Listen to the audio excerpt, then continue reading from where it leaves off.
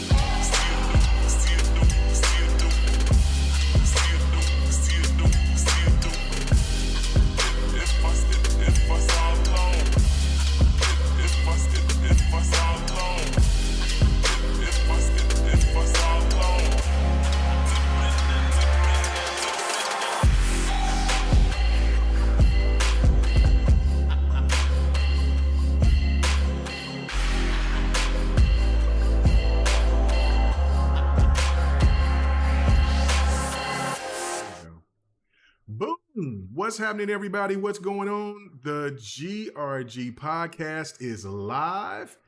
We're going to have a couple of camera issues until our guest comes back, but that's okay. Who I'm worried about is that dirty sucker Ham Solo, because some tells me that he's waiting to sabotage. See, I have things placed properly. Because the guest is going to say, see, you see how I got this worked out? Everything is ready. I told you what he was going to do. Everything. No, that's not Ham yet. That's not Ham. So, you know what I'm saying? Watch. You know what I'm saying? It's bound to happen. But regardless, ladies and gentlemen, the GRG podcast is live and we officially have a guest. You know what I'm saying? Happy to get back and bring some guests back onto the show. Man, this guy's a first time on GRG, so he might. I know he's come and listen, so he has an understanding of how I can get a little crazy over here. But it's definitely different when you on the panel. So, without further ado, man, let's introduce this young man. You know what I'm saying? Go ahead and tell us a little bit about yourself. To give your link is in the description. But man, the Akage, the great Akage. I was about to mess up your name again. It's cool. It's cool. Yeah, I was about to mess it up again. And I'm not even drinking yet. But you know what I'm saying? So I'm just gonna call you Hokage for the Call me Husky. I can call you just call you. No, I'm gonna say Hokage because until I probably get about right here. Just and call then him Double H. And then I'm just gonna call him Husky. You're right. So I'll just probably call you Husky. The Husky Akage, ladies and gentlemen. K Mooga. That's fine. You can call me K Mooga, K whatever. But anyway, let everybody know about you, man. What's going on, brother, man?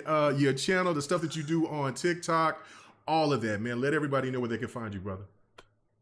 Definitely, man. First off, I want to thank y'all for inviting me on, man. Absolutely. I know we kind of had some missed opportunities before, but I'm glad I'm able to get on. Yes, like I said, my name is the Husky Hokage. Yes. Been a gamer for over 20 years, man. Let's go. I love talking about games, love playing games, you name it. So, but yeah, you can follow me on TikTok. You can check me out. We do a podcast type of thing from time to time. We have my family over at the Blurred Syndicate. Check us out there. Also, my other family over at the Bag Syndicate. You can check us out there as well, man. So, but yeah, we once again appreciate y'all for inviting me on. Can't wait to get into it. No doubt, no doubt. And also, man, anytime that y'all got some room, man, hit me up so I can come through, say what's up. Okay. You know what I'm saying? So no doubt, no doubt. Definitely. This ain't just a one-sided thing. I like to be a part of just, you know what I'm saying, to not only help to bring more, eyes to and to your platform, but you know what I'm saying, not only but just to come in there and just to have fun, shoot the shit with everybody else that what's going on there, man. It's all about networking, it's all about doing the thing. So yeah, absolutely. So Appreciate definitely it. hit me up. But now, my apologies because I got to introduce these bums, especially the old one. So I got to get that out the way. Sir X Man, see, his mic is off, so you can't even hear you. Yes, it is. We can't hear you. It's off. Why you being a douchebag today? Okay, so it's on now. Why I gotta be a douche? Why I gotta be all that? That's ridiculous. Anyway, what's going on with you, Sir X Man? How you doing, brother? What's up? Let's have fun. Okay, all right. That's it. Okay, all right. I'll make it up later. Oh, yes, you will. Big shout out to my brother Xbot448. We finally got a confirmation. The next podcast is finished. Finito Cartons. You know what I'm saying? Yeah. He's not. How many of us didn't know that already, though? Well, no. I mean, I was just like, bro, you're gonna have to give some people some confirmation. You know what I'm saying? I mean, I've been kind of known for a minute, but you know what I'm saying, in the sense of because I know Bot. I've been knowing Bot for what, 12, 13 years now. Yeah. So I was like, bro, you're gonna have to sit there and say something to some people, right? And so then he came clean with it. But he's coming back. He's coming back, and he's going to be more friskier than he's ever been. Because I mean, Bot is being extra messy. So when he comes back with his new podcast, he's going to have 2 podcasts. He said, and they're probably going to be raunchy as hell. So if y'all want to hear Ratchet Bot, get ready. Because I don't know, but the days of the next podcast is over. It's finito. What's really crazy, if he went to the summer of this year, we would have been on that podcast for 10 years. Next podcast would have been 10 years old. And that's crazy. But you know what? I've been the Egg McMahon, you know what I'm saying, for that man's podcast for all these years. You know what I'm saying? I'm going to let somebody else get the reins to that. I'll be gladly to be a guest, but you know what? I'm not doing another 10 years. So, you know what I'm saying? So anyways, but Viper, because this is where I got cool with Viper, was from Next Podcast. You know what I'm saying? So do definitely appreciate it. And now this man is on the panel, and AKA the Wiper. You know what I'm saying? We definitely have to show some love. Why you rubbing your head? And man, why do you have that Brazilian flag in the back, man? You're not. You told us that you was Jamaican. That's Brazilian. Nah, he's from the underworld, man. Damn, don't you know that? The land of the lost. Oh man, that's it. What's going on with you, Viper? Yeah, you know what? Yeah. Jesus. And our boy Bunty's in here, man. He said he's tired of the disrespect. He is tired of the disrespect. Bunty, you know what we're going to have to do?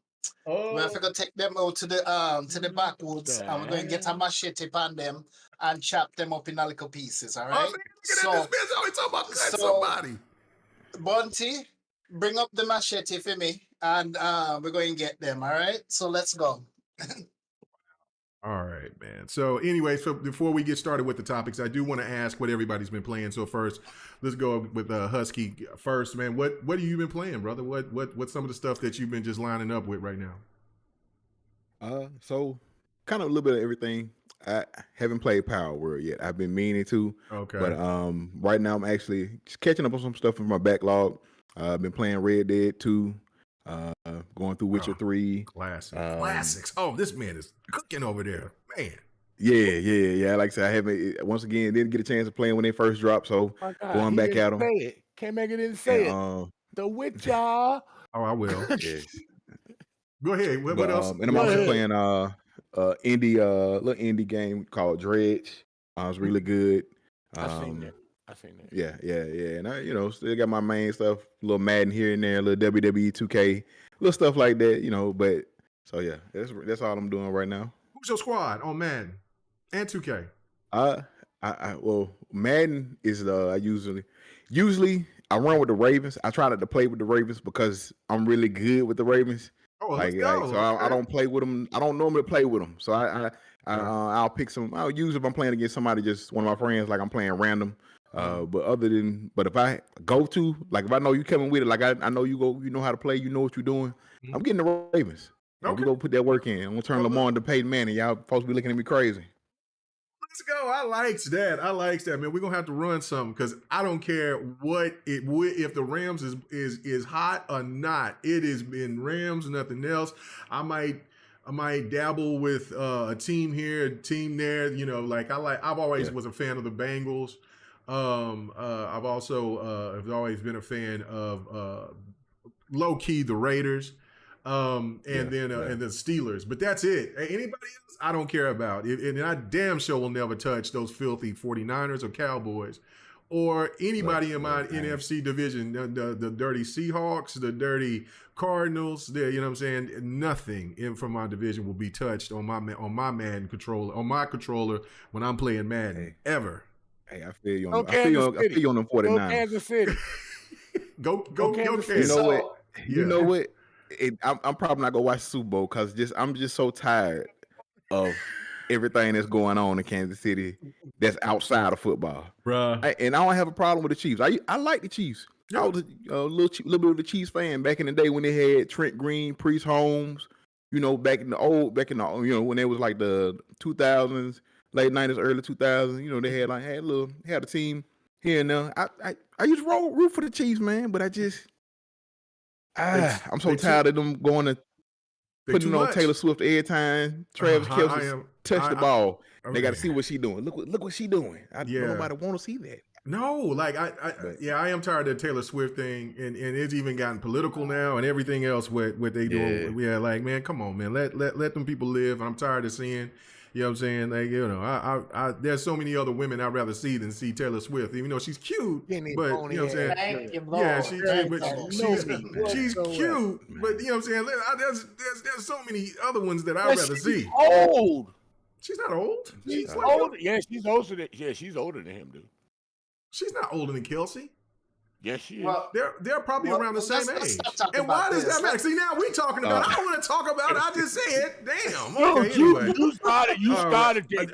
No, I was asking. We were talking about football. I probably started it. It's all right. But we gonna transition. Can't make a life continue until he finishes. No, we're gonna transition back to what he said about when he was playing WWE 2K.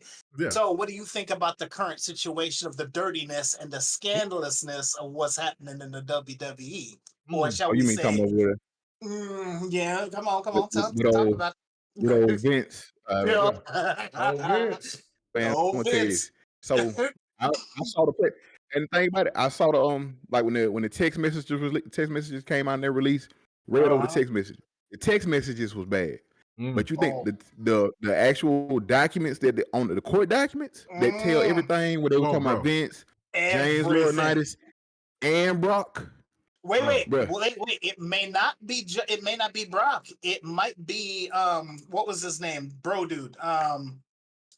Forgot his name. Matt Riddle. Matt Riddle. He was also in the UFC. So come on.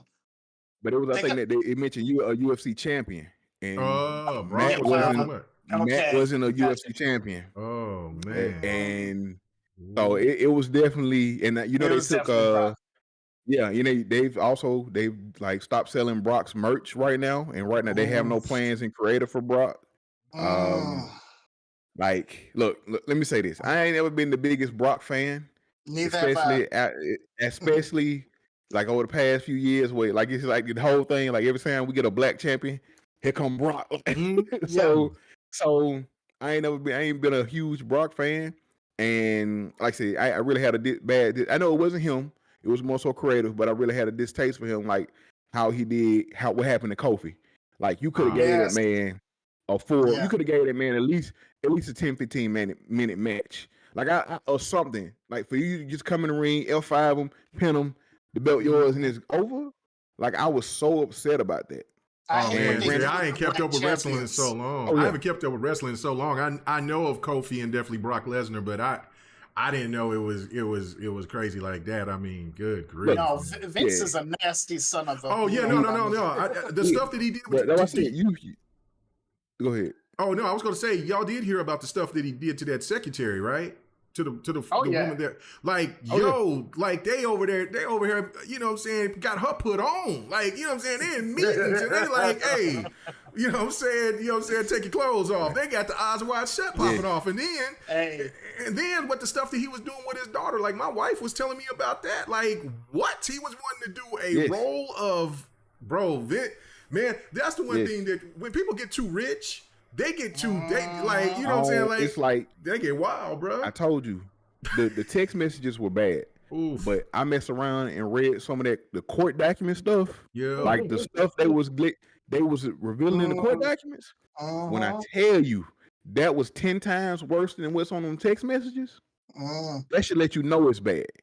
Oh, yeah. Once again, I've never been never been a fan of Vince. Ain't like Vince. And then as I got older, you know, you growing up, you see him as the corporation or whatever on the show or whatever. And it's like, yeah, you don't like him, like. But as the older I got, and you start noticing and seeing stuff they do, like this man really fucked up. There's something wrong with him. Like, you know what I'm saying? Like you get a real disdain for this person, and the fact of how, like I said, he do black champions and stuff like that. It's like, really. So I was so happy. When Triple H came back, I was a Triple H fan kind of growing up. Loved the DX and stuff like that. So happy to see, you know, Triple H and creative. He actually giving good wrestlers a chance. He ain't just going off what Vince had, like you got to be 6'5" and jacked up and all the other stuff to be our champion, to get a push and stuff like that. So I'm happy to see that Triple H, Shawn, you know, those guys are in charge, because I was a fan of NXT, especially the black and gold. NXT now they've gotten back to being really good, but like because I didn't watch the main show for a long time. I would only watch NXT, and I watch the pay-per-views, and I'll watch whatever NXT put out, because when they were the black and gold brand of NXT, Adam Cole, back Keith Lee, the Undisputed Era, when all that was going on, NXT was cooking. Like you had, and then they would call people up from NXT, and they just wouldn't do anything with them.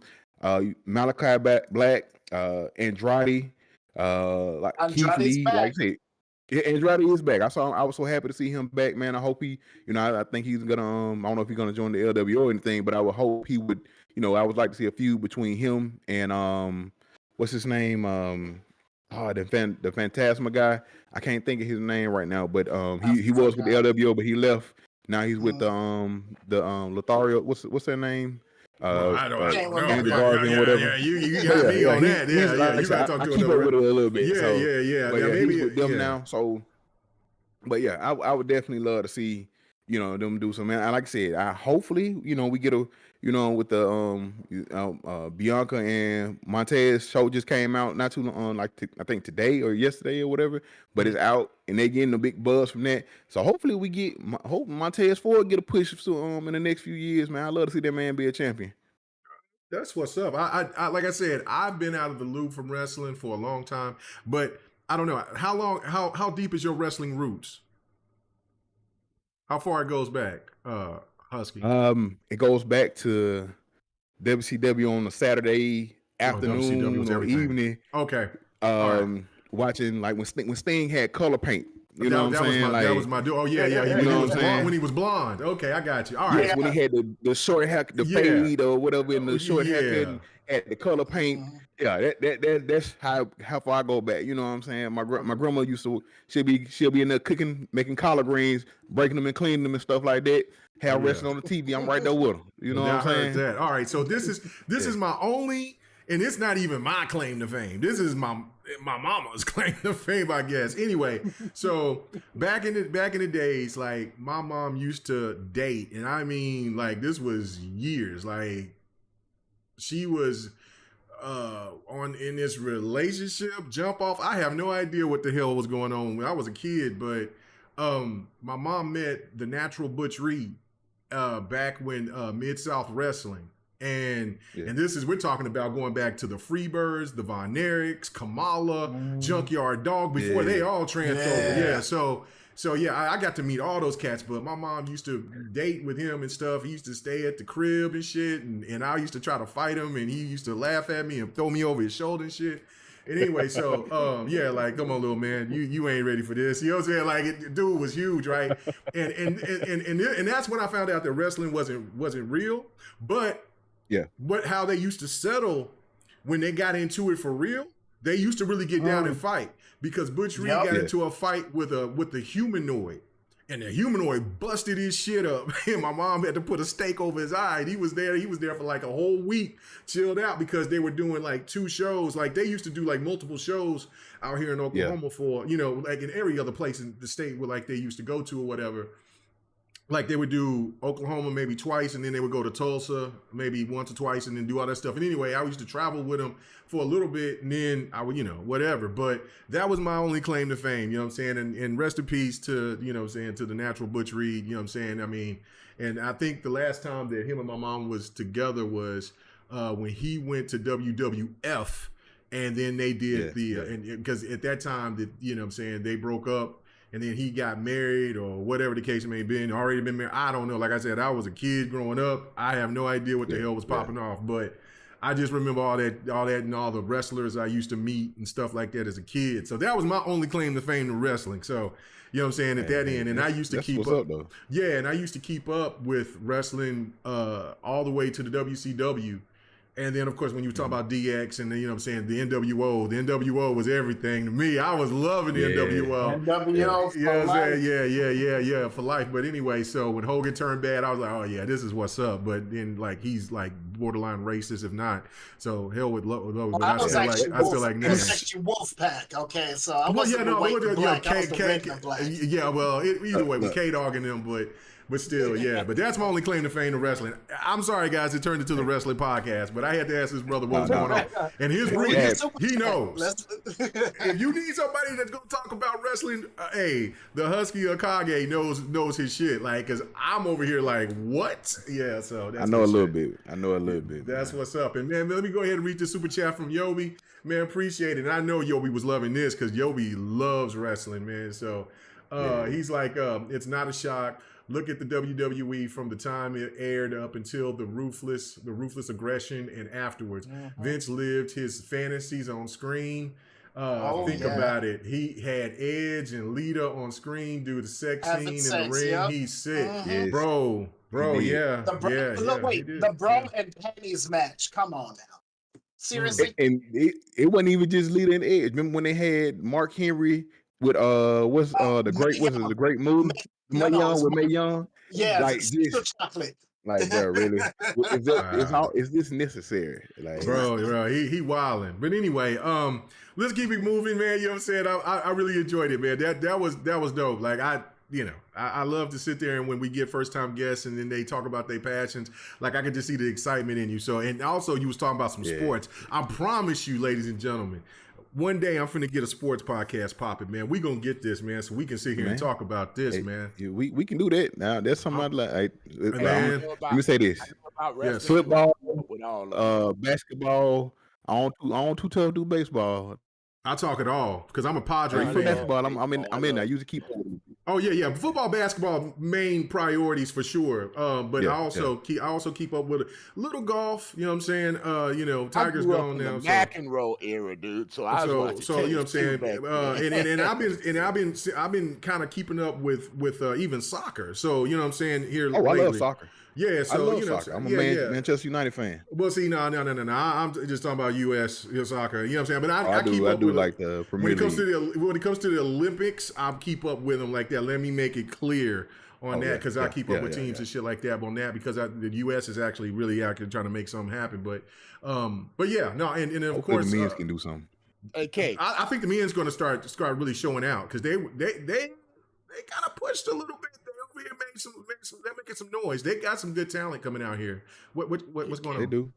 Can I say something real quick? Because it comes out on the 8th. Real quick. It's about Halo Season 2. Let's talk about it. And I'm finding out that a lot of people that call themselves Halo fan don't know the Halo myth. I can't get that word out. I'm being country right now. Mythos.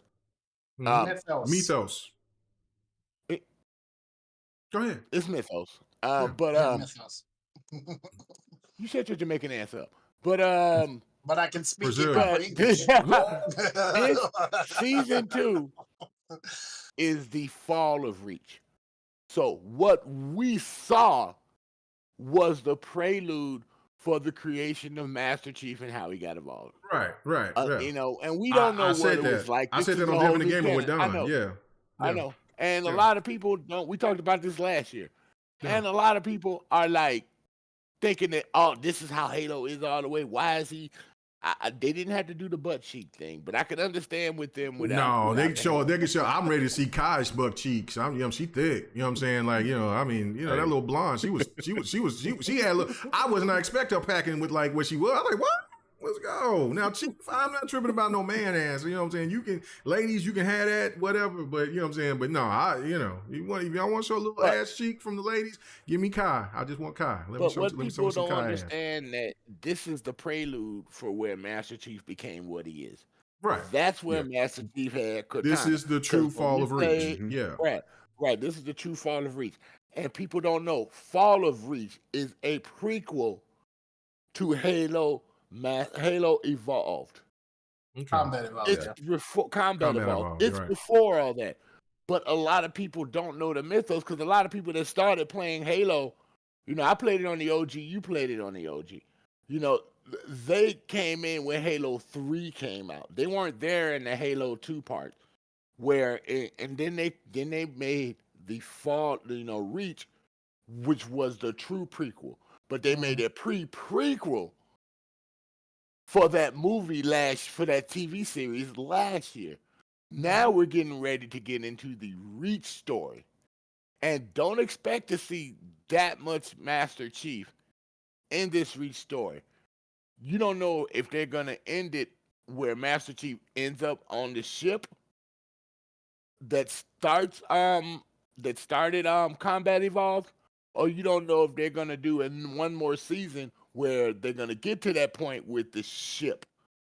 Well, I'm hoping that they have Noble Team in it. That's what I'm hoping. If they can put Noble Team in this new season, and they have to keep it canon for Reach. They better.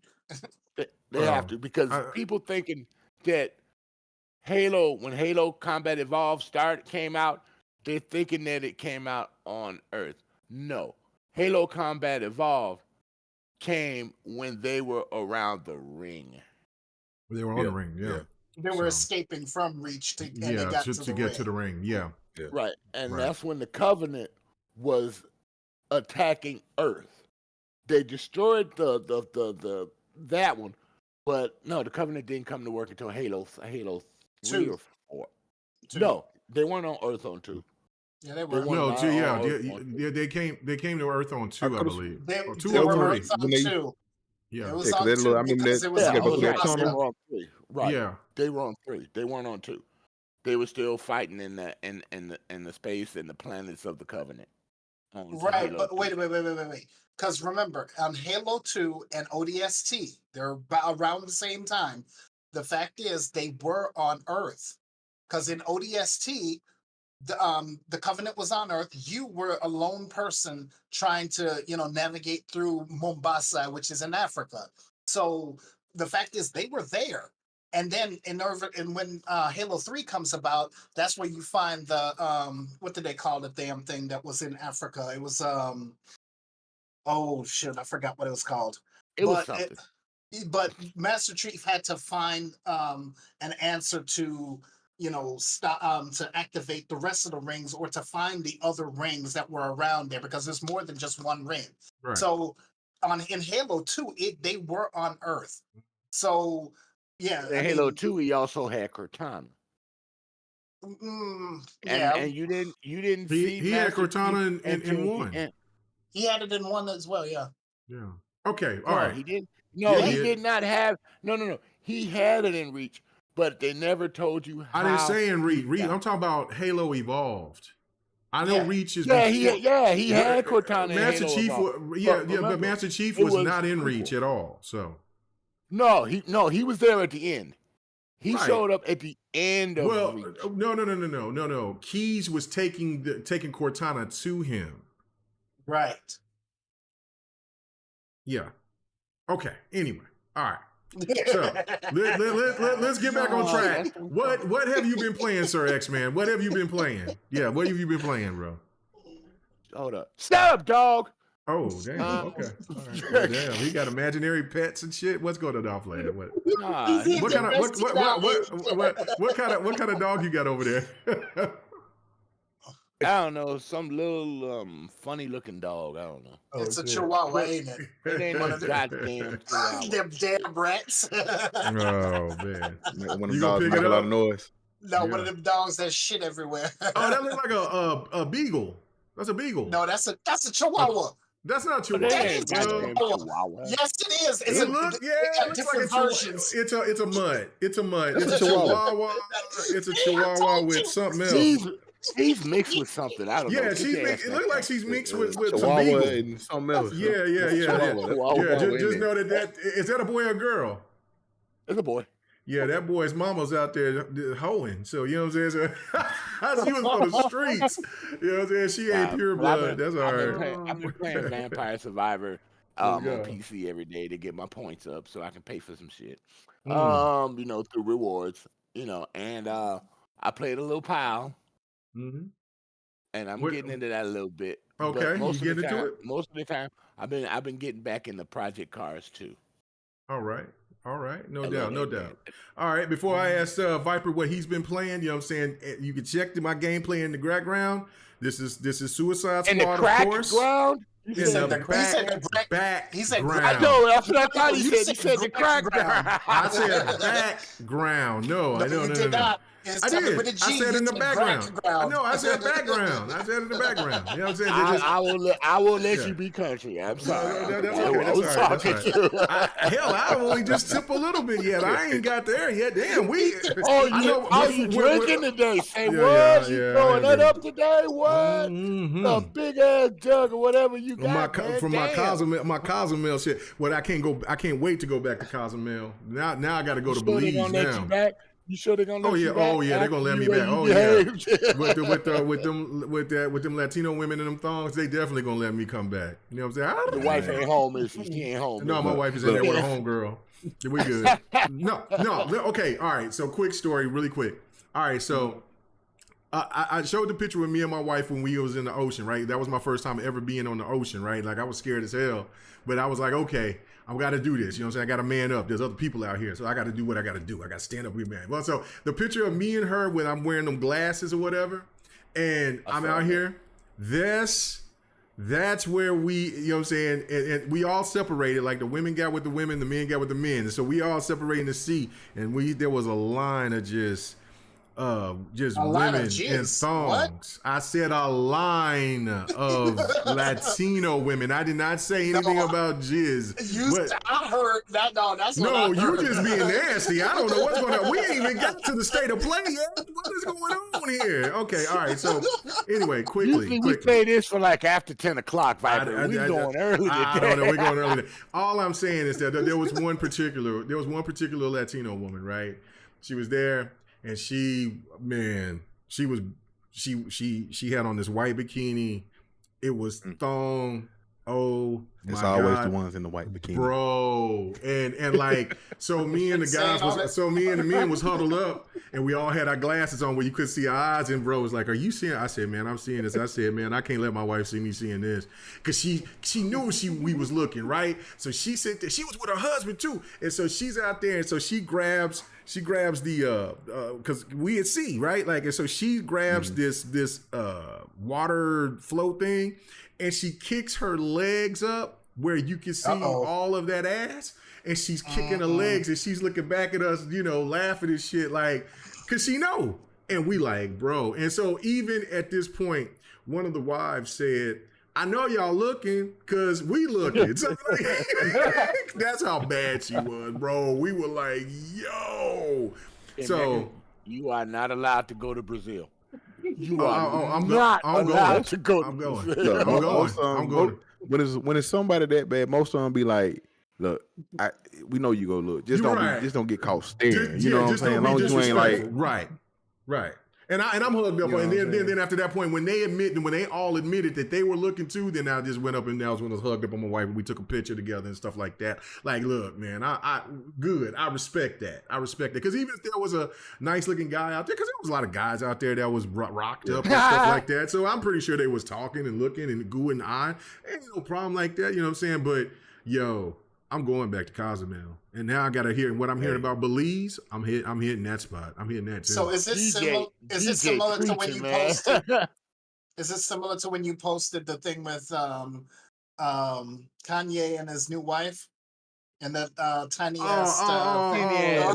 Yeah, bro. Someone that was on a boat. No. Coming out of the store. Yeah. Yeah, no, you know what? That's a different level of disrespect. I just know even if my wife had a body like that or didn't, my wife is not dressing like that in front of public like that. That's you know what I'm saying? You got to have better respect for yourself and your woman. So that's a whole nother discussion for another time. We had this conversation, bro, not too long ago with that same thing, bro. Like it's a level of respect you got to have. Like it's certain stuff you can wear, but like you got to have some. You look, like, come on, you can't put that on.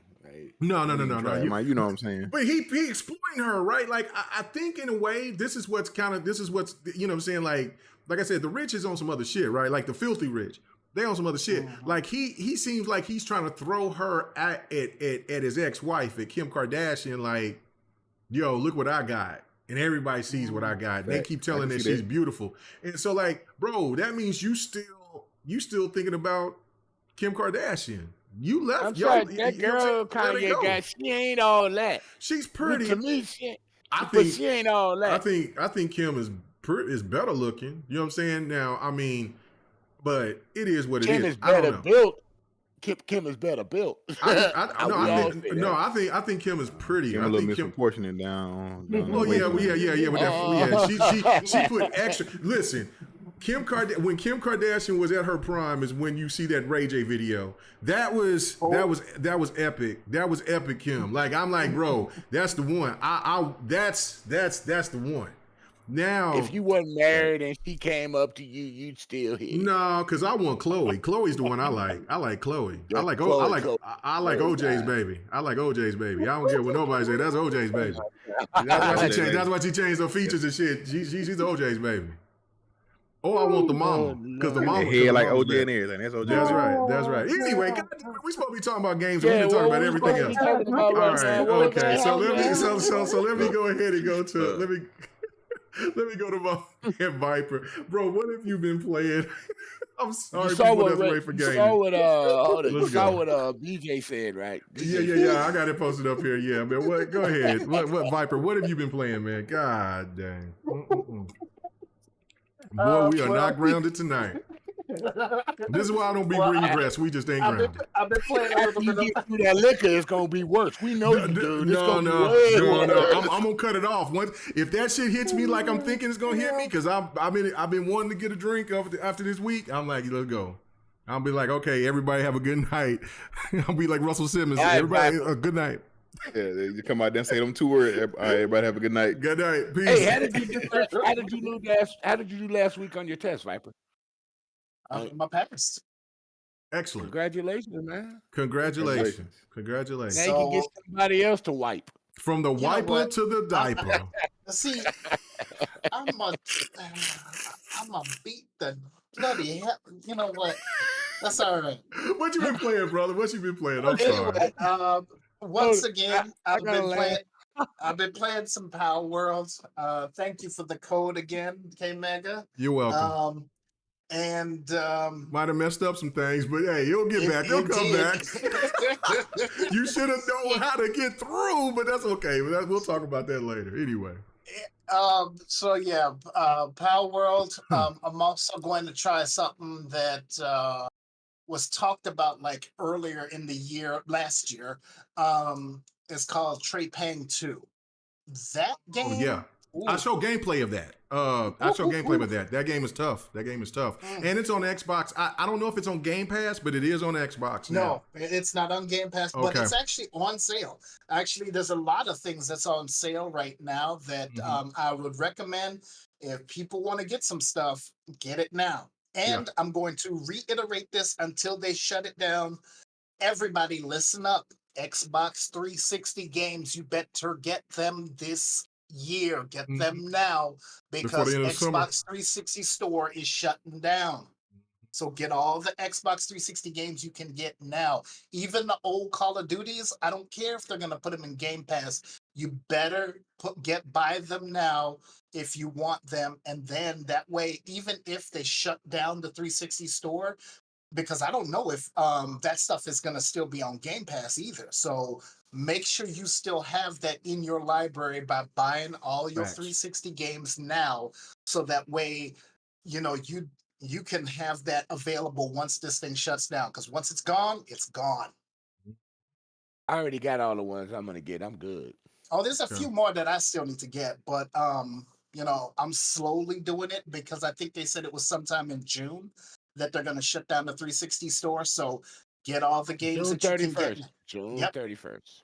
And I think they're going to shut down rewards too. So no, they're not shutting. They redid rewards. They're not shutting them down. They did the change that they were talking about. So let me go ahead and read this super chat right fast. So, hey, DJ Birdos, he said, "Man, we talk about dance off, pants off already." Yes, sir, man. It's just different tonight. I don't know.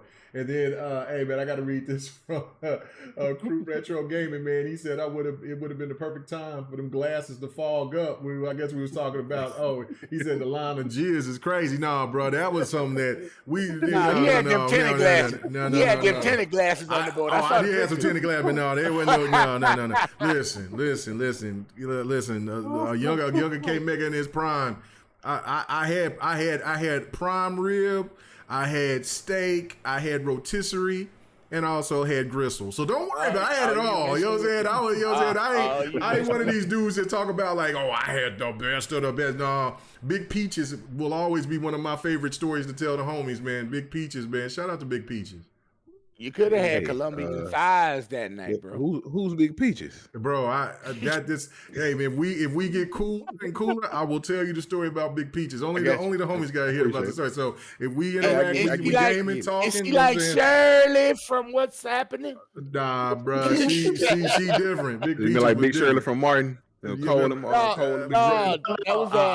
will have to tell you about Big Peaches later on, bro. No, she was like Precious. Yeah, no. Big Peaches from 1997, boy. I'll never forget Big Peaches. I couldn't believe that escapade. But anyway, like I was saying, you know what I'm saying? So look, like I've had the best of the best. I've had the worst of the worst. I mean, I had a smorgasbord. So that's just what it is. But no, ain't nobody fogging up with glasses. I mean, you know what I'm saying? Now I'm old now. You're a married man. I'm a married man. I got.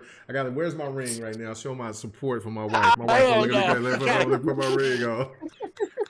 You barely fit These are different types because the regular ring when we got married it won't fit since I lost so much weight. So we got these other rings until I get to my actual weight and what my goal. Then we'll get it refitted because there's no reason to, you know, because my ring size keep getting smaller. Even though these hands is big, they'll slap a punk ass dude across the jaw a couple of times. But you know what I'm saying. But these hands still getting smaller. You know what I'm saying. So anyway, regardless. So what else are you playing? You know what I'm saying? Because we're just supposed to be a gaming podcast. I don't know what the hell this podcast is tonight. But anyway. Okay, so what special edition? I know it's a special edition. Okay, so is there anything else that you've been playing, Viper? I'm sorry. No, that'll be it. Like I said, I'm just looking at the sales that's going on, and once I get all the stuff that I would like to get that's actually in my list, because I love the stuff that you get to save for later. Once all the stuff get on sale, I start picking away at every last one of them, and then boom, I have the stuff that I need. But all these newer games like Suicide Squad, nope, not gonna get that one. What? This is Suicide Squad gameplay right here. I know if people is watching this gameplay, man, I'm telling you that game is fun as shit, bro. Don't listen. This is going to be a topic that we talk about tonight. We're definitely going to talk about that. So let's go ahead and get straight into the very first topic, and that's this rumor that's going around, which is there's always usually rumors going around, but Jez Gordon posted something, and then Phil Spencer liked it, talking about a handheld. Now, how many of you guys would be excited for an Xbox handheld? First of all, so we definitely got to go to the guest. Husky, your thoughts, man. Is this something that you would be looking forward to? I know that the handheld market has gotten pretty large, or at least significant in the sense of how it expanded. You know, you got the Steam Deck, you got the ROG Ally, and then of course they're talking about the Vita 2 could be potentially coming out. Do you think that it's the perfect time for Xbox to jump into the fray and finally bring out a handheld? So let me say this. I think it would be dope to have a handheld, for the Xbox to have a handheld. The only thing is with like the ROG Ally, and which is, you know, that has like the native Game Pass kind of native Game Pass on it. I know with the Steam Deck you got to go through jump through a couple of hoops to put it on the Steam Deck. But I think the only thing is, if you're coming out with a handheld specifically for Xbox, what's going to be the difference between that and me? I would rather get like something that can run multiple things than just have that specific thing. Now, granted, we talk about, you know, somewhat of a handheld. It's more of just a portable thing. The Portal for PlayStation, like the idea of it was nice, but the fact of you only can play it on one, you know, you don't have any, you can't take it with you. I mean, as far as you need to be connected to Wi-Fi, stuff like that. So if they're coming out with a true handheld, they just have to make sure that, once again, like I said, I would love something like that, but they just have to make sure that it's going to have some type of uniqueness to it, to where it's going to make people want to buy it. Because right now, like I said, you got the ROG Ally out there, and I think it's a Logitech thing they have also that you can use Game Pass on. It's a couple other devices out there. What's the difference? What's gonna set your device or your handheld apart from getting something like a ROG Ally or a Steam Deck, where I can play Game Pass, and then I can also play Steam games, or I can also play this on there, and I can also run, you know, my PS5 games through the remote play option, or whatever the case may be, on them as well. What's going to set your particular device apart? And once again, I love Xbox. I primarily play on Xbox, but it doesn't have that. It doesn't have that cachet. It doesn't have the, like, it's when it comes to like handhelds, it doesn't have the cachet like a Sony or a PlayStation name carries when it's attached to a handheld or Nintendo handheld. You know, it doesn't have that cachet yet. So like I said, what's going to set your device apart from those things or whatever? But like I said, I'm interested. I want to see, you know, need to hear more and see more about it, but I'm definitely interested. Okay. All right. Fair enough. What about you, Viper? Like, I mean, is this something that you've been wanting for, clamoring for? Is this something? I mean, because in some of the DMs that I'm in, I'm seeing people that talks about it all the time. Like, they've been talking about it for years. Why is Xbox doesn't do this? Why is Xbox don't do that? This and that. What is from your perspective, how do you feel? Do you think that Xbox need to do something like this? Or is it one of those things where it's like, yeah, that would be cool, but I don't know. Where you at?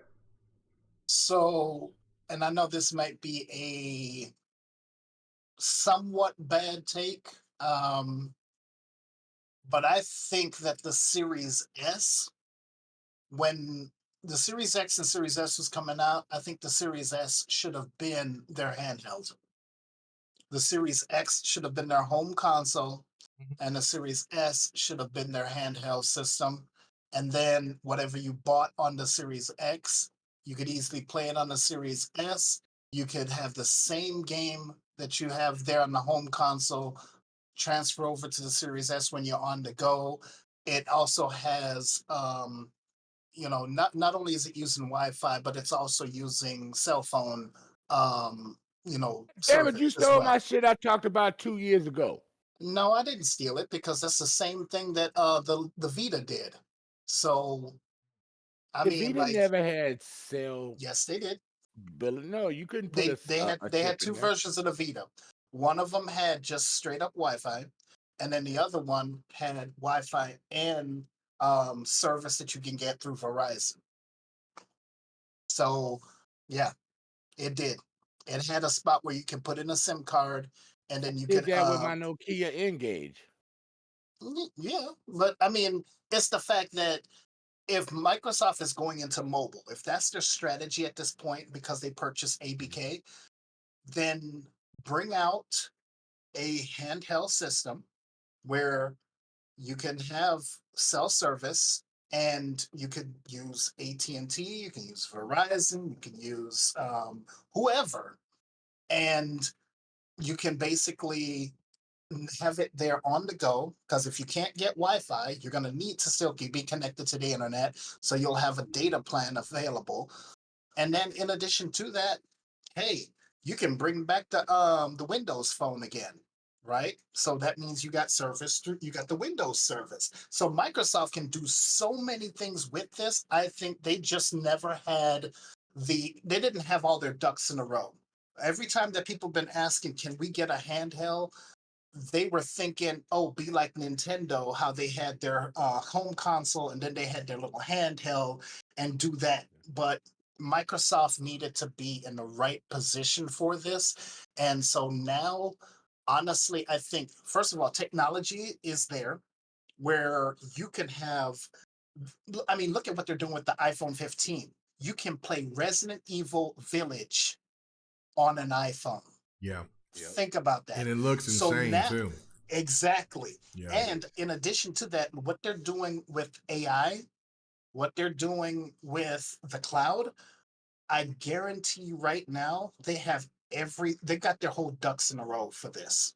Okay. They might need a few more little pieces to get to make this thing perfect, but I can guarantee you the next generation that we have of consoles coming out, they can release the home console that's plugged up to your TV, traditional, and then you have your S model, which the Series S that we have now, whatever new S model that they got for the next generation, they can put that S into a handheld. Make sure that you have cellular in it, Wi-Fi 6. Make sure you have the highest amount of RAM in there, so that way the developers ain't getting pissed off because you don't have enough RAM. Make sure that you have a powerful enough CPU and a powerful enough GPU. And make sure, and oh, I also forgot one more thing. Make sure that you can play PC Game Pass and console Game Pass That's it right at there. the same time. That's it right there. Make sure, mobile as well. yes, and mobile. Right, because they're going into mobile. Right, no, that's great. So, yeah, go ahead. I mean, that is where they need to kill it, and I guarantee you, if they do it that way, they are gonna make it big in Japan. I think they will be like neck and neck with Nintendo. Oh, here he comes. Oh, this man! I knew it. I didn't know. I thought he gave up. I thought he was like, man, I'm gonna. This bastard. Man, this he man done messed up your cameras. Look at him. God damn! I had it right, and this man cooked me. You should have just added an extra slot just at the beginning. I did just add an extra slot. The slot was supposed to be right there, but man, damn. Oh my God! How you doing, Kay? Oh, you dirty bastard! What you was bastard-headed mother? Anyway, so man, go ahead. What up, fellas? What's continue, Viper, while I fix these cameras. Sorry, ladies and gentlemen. GRG's professionalism.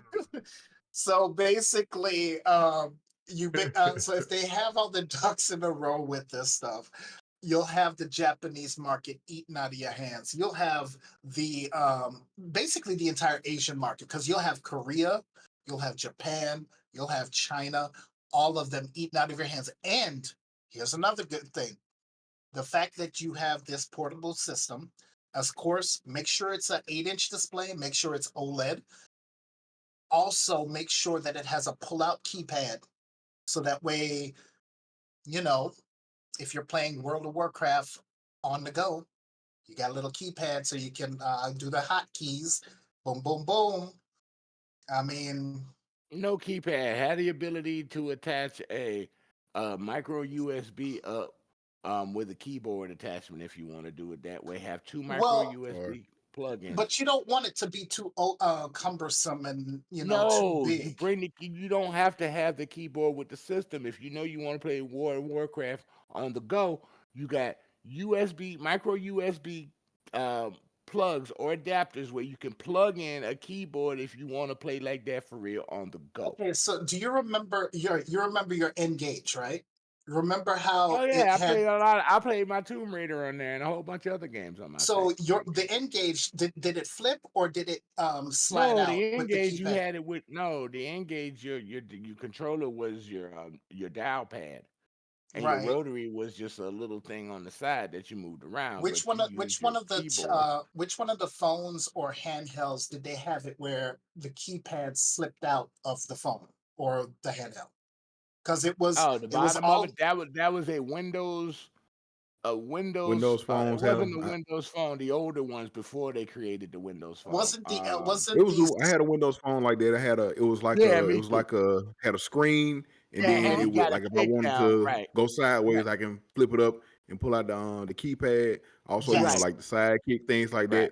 But phone, those I had before I switched to iPhone, I had a Windows phone that had a whole keypad before they turned it into the Windows 8 application. So yeah, I had one of those. But what I'm saying is that if they, instead of having to plug stuff into it, because if you're on the go, you're not gonna have this big ass monitor with you. If you're on the go, you're not gonna think about playing World of Warcraft. You're gonna think about playing something quick and simple, dude. Wait. No, not necessarily. If you want to play World of Warcraft, just bring your tablet. Come on now. Not necessarily. Just bring your tablet.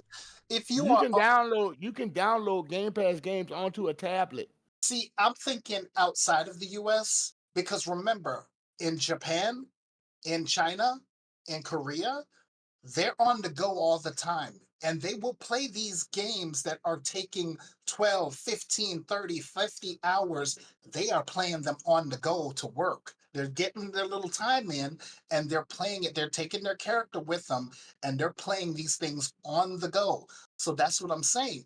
And even Diablo, when you're doing Diablo, that takes it doesn't take really a long time, but you want to level up and get to certain things and do certain things on Diablo, but what if you're on the go and you have it on that little screen? Diablo's easy to do. Come on now. It has control. It has controller settings for the consoles. I understand that, but so that's easy. All you need is an Xbox controller. You don't need mouse and keyboard or a Razer Kishi. Okay, so the games that do require mouse and keyboard, it'll have built-in controller tracks in it if they make a portable console. But if you make a portable console, you want to make it easy for them to do that stuff. So I'm not just talking about making it for the mouse, for the thumbsticks and for the little buttons. No, pull out you have a trackpad on there too, or a touch screen. You pull out the little key thing for the hotkeys, and then there you go. You can cast your spells, you can get your inventory, all that stuff with the little keypad.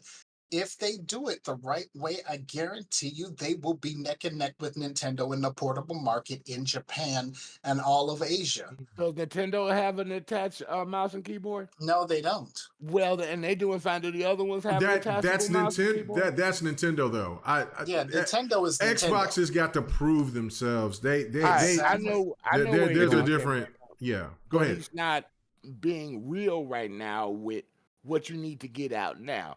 Maybe something in your second iteration, but not when you're trying to get it out the door now.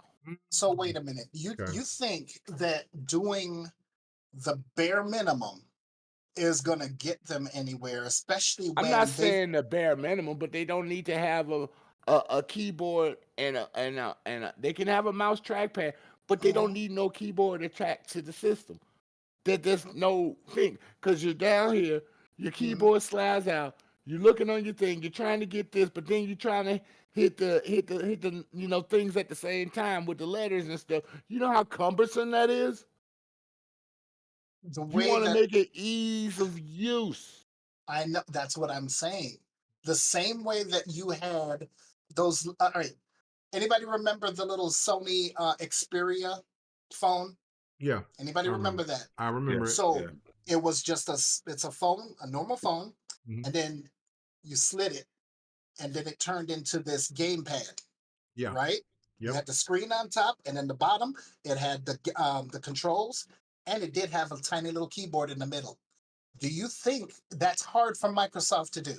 You know, it was done with Xperia. Blackberries had that too. Exactly. Thank you very much. So and look where that went. But come on now. Blackberries was around for a very long time, though. Exactly. Blackberries was a standard right there for, you know what I'm saying? So yeah. So. But the fact is that Microsoft can do it. We already have technology. Husky, if you have something to say, just cut these old photos. Yeah, just cut. Yeah, go ahead. I was reading one of the comments from Raichi. Yeah, he was saying that in Japan. Yeah, in Japan they want to have they want. Yeah, I'm showing exactly what he said. He's correct. Yeah, like they're gonna want, and I get what you're saying, Viper, but that's a very good point. In Japan, they're gonna want something small they can, like you said, carry with them, whether like something similar to the Switch, something similar. So maybe, and granted, a something that has a portable keyboard, but you got to think about something that's gonna be powerful enough to run these games good, but then you got to also have a keyboard with it. The keyboard iteration might not be like their very first. Once again, it doesn't have to be the bare minimum, but I don't think a keyboard would be needed for that first iteration of it.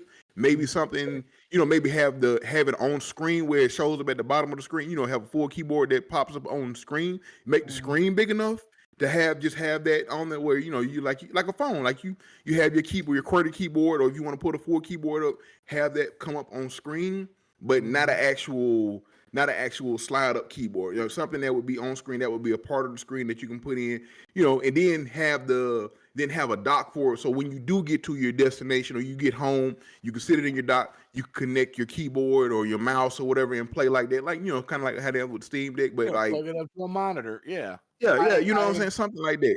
I agree in some aspects of that. I'm just saying, like, that gives me an idea.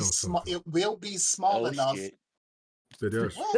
No, that gives me an idea on this on something. But continue. Go ahead. No, it's going to be small enough. Like 8 inches for a screen is small enough where you can carry it in your pocket. Okay, 8 inches is enough. We all got big hands. Do you think we're gonna be trying to type on a small ass mouse? Wait a minute. Wait a minute. I see a lot of fat fingers. I don't see no big hands. Hold the hands up again. I got fat fingers. Oh, okay. Look, that's fat fingers, Viper. No, these are big hands. Sir, no, those are fat ass fingers. Sir X-Man, you can put them hands up all you want to. Those will hold a junior Whopper. What are you? Don't forget. We have the big Megan hands. Can hold a burrito this big with one damn hand. Wait a minute. Now I gotta be messy. I'm sorry, DJ Berto Das. It's time to get back to being the messy. I thought that it was supposed to be these dark-skinned brothers that were supposed to be sterner stuff. You see, this is all man. This is all man. These are hands of a 6'4" beast. This shit right here, it gets, you know what I'm saying? Like, you ain't talk about that, like boom, boom, boom, boom. How is it that this, like, I told you, my ancestors of kings, queens, y'all are my followers. What is going on here? How is it that the light-skinned one is the one that tell you, those little fat fingers would tell y'all right now, so if we would go back there. My hand is covering my I ain't gotta put my, look at this. This shit right here palms your face. Man, I could squeeze a ball, throw it at your face, and sit there and say, "I'm the king of Wakanda." What is, you know what I'm saying? I can tell Loke. Listen, I'm the king of Wakanda, Texas with these hands. You know what I'm saying? You walk into Wakanda, there's gonna be an earthquake, bro. Bro, I've lost a lot of weight. I'm not as big. The fat jokes is about to reside. That's okay. You keep it to your fat joke. I'm still big though. My point, real quick, on that. And yeah, go ahead. Viper took mine.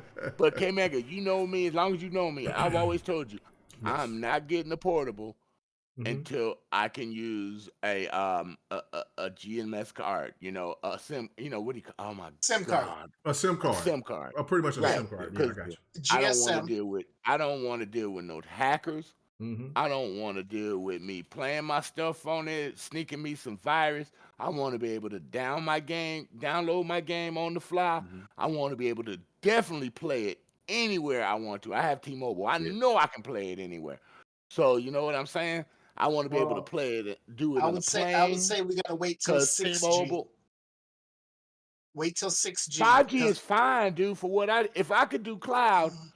If the infrastructure's right, 5G is plenty enough. Right? Yeah, 5G is plenty enough. 4G, if the infrastructure's right, it can be good. I got a Razer Kishi. I do not have a problem playing my games. Every now and then you see the frame flicker every once in a blue moon, but it doesn't take away from, me still playing it smoothly. But other than that, it runs smooth. And that's what I want my portable to do. If I see a game, I'm like, ooh, I want to download this. And if I got enough space on the console, on the handheld, I'll be like, I'll just download it for a minute, and then I just play it wherever I'm going. I want that ability to do it anywhere. Say I'm somewhere far out where, you ain't got no, Wi-Fi or nothing like that, but your cell phone tower is still working. I want to be able to do that. You can't play cloud games, if you bring it somewhere where, you can't get no connection. You sure? I want to be able to have a connection where I can play. You sure? No, I'm talking about for people that don't have a SIM card. But you have to go to a Wi-Fi. I'll make my point because I got to go to ham on this one. But keep going. No, he late. He can fucking wait today. He late. Yeah, let him wait. Let that sucker wait. Go ahead, finish what you got to say. I'm saying? He fucked up my camera. So let that sucker wait. Because we've even talked about that in party chat sometime when I told you I wasn't getting a portable until they put a SIM card in. Because I want mine to really, truly be 100% portable with the technology we have now. I don't want to go to no Starbucks to play. I don't want to go to no library to play. Why would you play in the library anyway?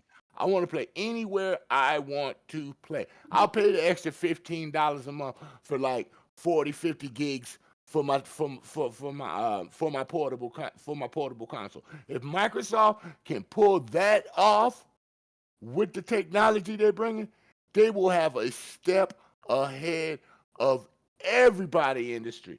Because people was laughing at me when I told them about that's what I wanted.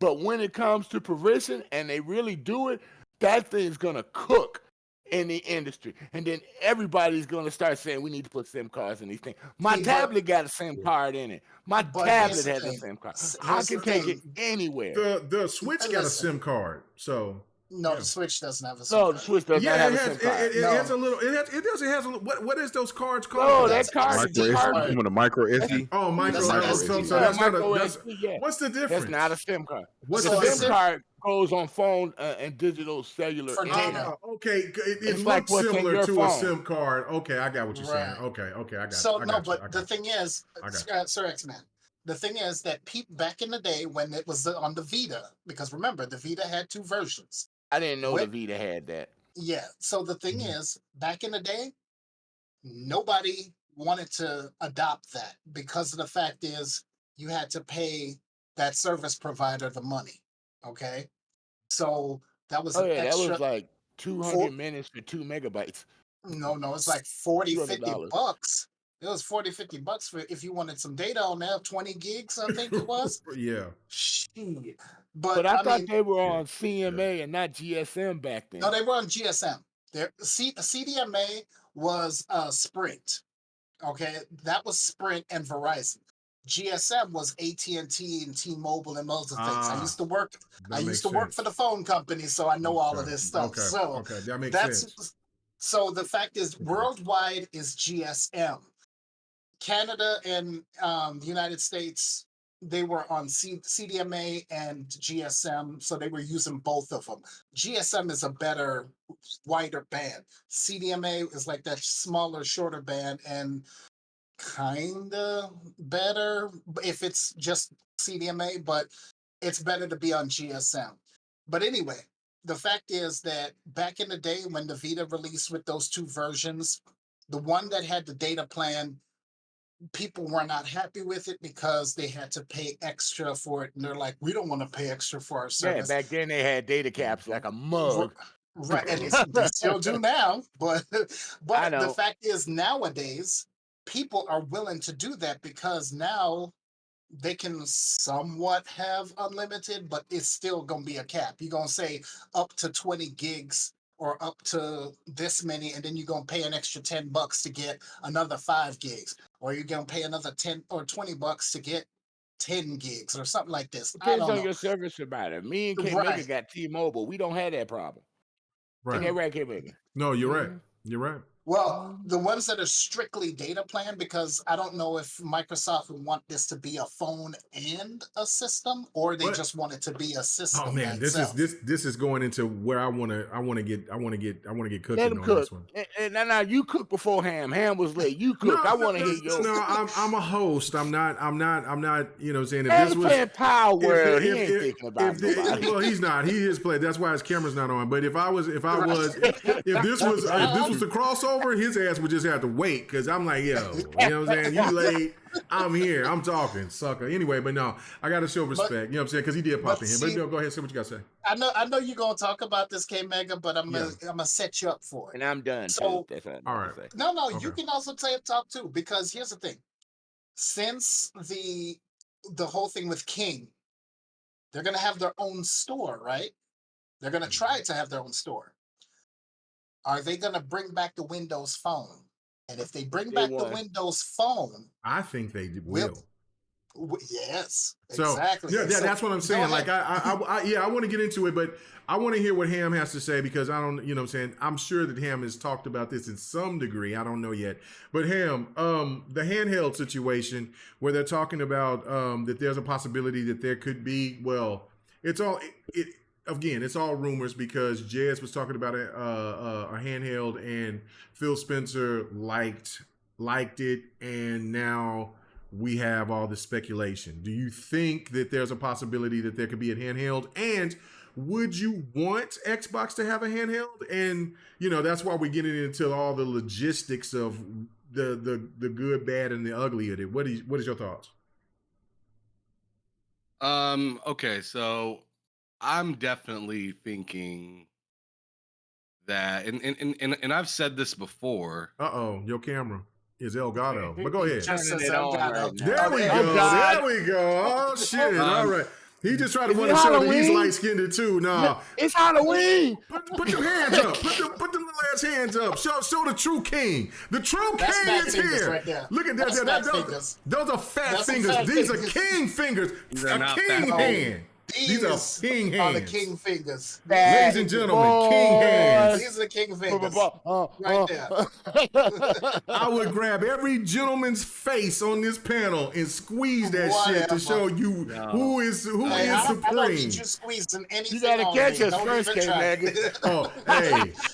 Pause. Hey, pause, but I'll get you. I've been working out, sucker. Anyway, go ahead, Ham. I can see you doing like this. Come here. I like you. I want you. I'm gonna get you. Now we can do this the easy way, or we can do this the hard way. Wow. All right, Ham, go ahead, man. Man, cook Ham. Oh, look at that. Oh shit. Anyway, hey, my boy DJ Berto said, "Let's go." Let's go. All right. And then we got Ray Cheese. All right, but yeah. Don't forget Ray Cheese. No, I see it. But go ahead, Ham, and then I'll read Ray Cheese after it. No, but I've been saying this for a while about Microsoft. In my opinion, I think that they're going to do what we've been seeing Apple doing. And Apple has a phone, and it does ray tracing. Mm-hmm. You know what I'm saying? And that one dude had that little video where he hooked it up to his what is it called? He hooked it up to his projector and his sound system and whatnot, had a little PS5 controller and was playing, right? Mm-hmm. I'm thinking that the future that we're going towards is kind of what we see right now with Samsung phones. And you know how they have decks on Samsung phones, right? Yep. Where you can use your phone but still be projecting something on a screen. Like, for instance, I was watching the NFL Network through decks while I was messing around on Twitter on my phone and whatnot, and it was like two totally different things. You can scroll over, hit a button on your Samsung phone and bring up a mouse pad on the actual phone itself while it's projected to the screen. So think about mouse and keyboard games now, right? You got that as an ability. Decks, like if Microsoft was working close with Samsung, that's a possible partnership right there to be able to build a Windows-based type of phone. Who knows if they go with having somebody else produce the thing and they just make the software for said product or what? But I think that that's a possibility in the short term. Like a dedicated handheld, I could see that being cool and dope. I don't know how well it would sell, depending on what it all came featured packed with, right? So if you have this thing as powerful as like a Series S or something like that, I could totally see that being possible, especially with the advances that we've had in technology in such a short amount of time. Same thing I said earlier. If it's that powerful, Doham, you could charge X prices if it has that much with it. No. Well, the whole point, I feel like, of getting like a handheld from Xbox would be somewhat of affordability. Yes. Right? Because they want to get people onto it and hooked. They don't want to make this super niche product that nobody can feel like they can get the access to. You've seen the way they rolled out with the Series S and X Series S and X thing. They had a whole program where you could, buy here, pay here kind of thing that they had. So, I mean, I feel like they're trying to do anything possible to get it into as many hands as possible. So I'm thinking around like a 300, 350 kind of thing. Well, that they'd have to produce. What's up? You're saying the same thing I'm saying, but it's not going to be 300 because think about the phones that we've got now. Phones are like $700 to $1,500 for a phone, and then don't forget you got to pay it over time through the plan with the service provider.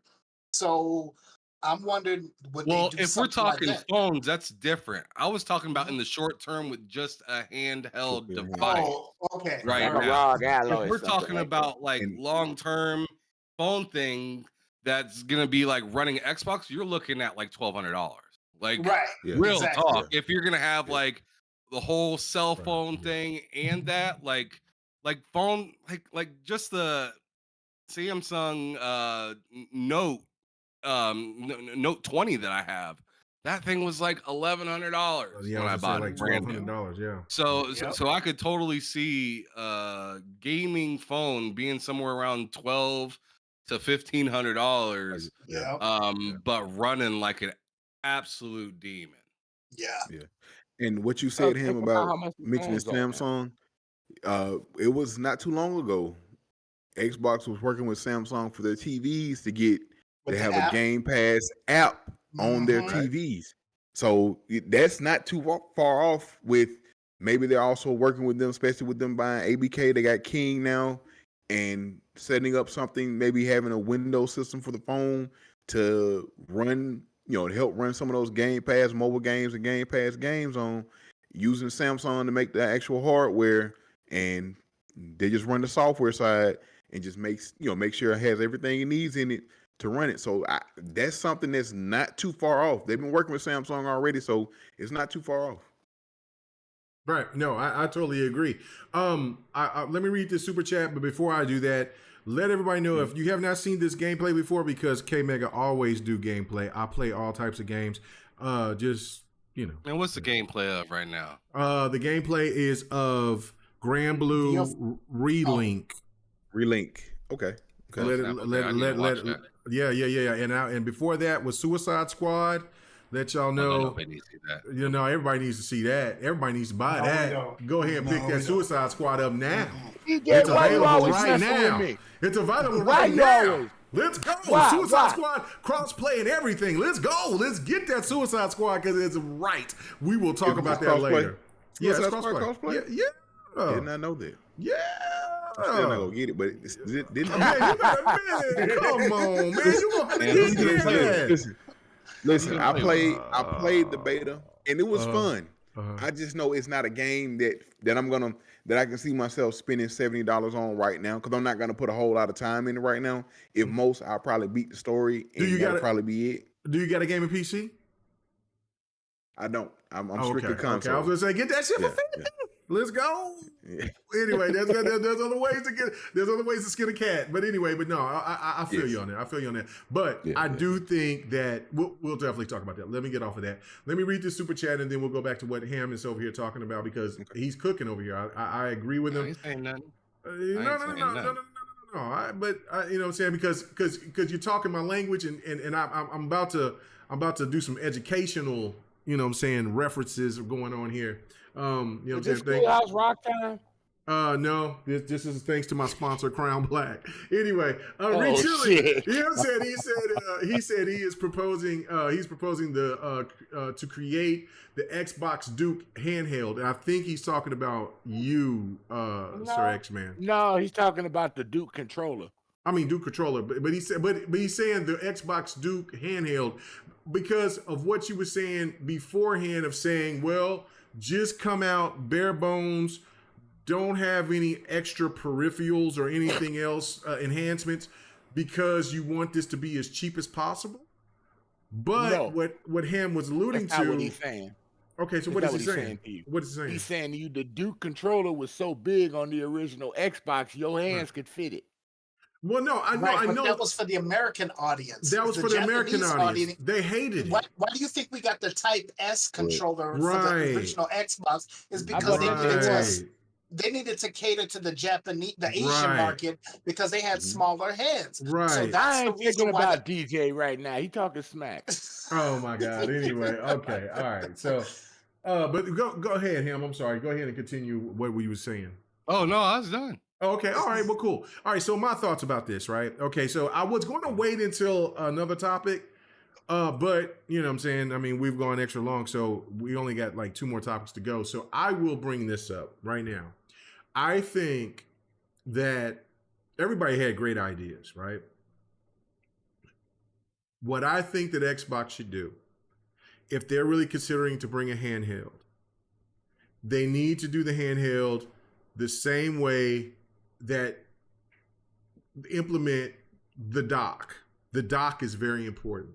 Yes. And instead of what, follow me on here, because this might get a little crazy, but follow me. All of a sudden these rumors started coming about the 720. Do y'all guys remember the article that came about the 720? Yep. About Xbox coming out here, and they were they was going to undercut PlayStation, and then this is what killed the Xbox One. This is what killed the whole situation with Xbox. And will never catch PlayStation or Nintendo in console sales. This is a fact. This is for Xbox gamers that don't want to hear this. I'm sorry. This is reality. They will never, ever catch Nintendo or Xbox or PlayStation in console sales. They just won't. But If they decide to get into the handheld market, that's a whole different animal. Because you know why? Sony is never, ever truly committed to one peripheral if it didn't hit the way that they wanted to. The PSP was one of the best peripherals handhelds ever made. The PSP Go was a legit, but if Sony was smart, they would have made a PSP Go, and then they would have went and made a PSP 3 or a PSP Extra, whatever the hell they wanted to label it, at the same time. The Vita was probably the perfect hybrid. But what did Sony do? It didn't sell like it was supposed to, and they backed off on it. They just like Google. If they have an idea, right, and then they cancel it if it doesn't meet the expectations, they're out of here. What Xbox can do is learn from what Nintendo has done. Learn and see what Steam is doing, what the Rogue Ally is doing, what anybody else that has that's got any type of handheld experience, and see what they've done with their longevity, and create the perfect handheld for a demographic that's there and for the future. So if you come out and follow me on this one, the rumors about the new Xbox is going to be coming out, and it's supposed to be coming out early, right? 2026, and they're talking about in those rumors that they will undercut whatever Sony is going to bring out price-wise, right? So if they come out early and do what they were supposed to, what they should have done with the Xbox One was undercut, and instead of bringing an S version, you bring a handheld hybrid version. Yep, thank you. That's the winning ticket right there. You are not going to outsell PlayStation with your console, but you can damn well, but you can damn well shock and awe everybody with an Xbox handheld that can be docked or could be implemented with TVs, like with what you was talking about with the Samsung stuff, or with if they, if they can't make a deal with OLED, then you can dock it, give you 4K gaming ability, sell that shit for $350. You are rolling. Nintendo is still going to sell this shit because their IPs. Nintendo's IPs is what sells their console. But for what Xbox could sell is Game Pass and their IPs. Yeah, but they got to keep their IPs. Right. Well, we'll be talking about that. But you know what I'm saying. But and I'm going to be on the opposite side, I'm pretty sure, for most of the panel on here. But on this aspect of it, this is why I feel that the handheld situation, I don't give a shit about a handheld. I'm not a gamer on the go.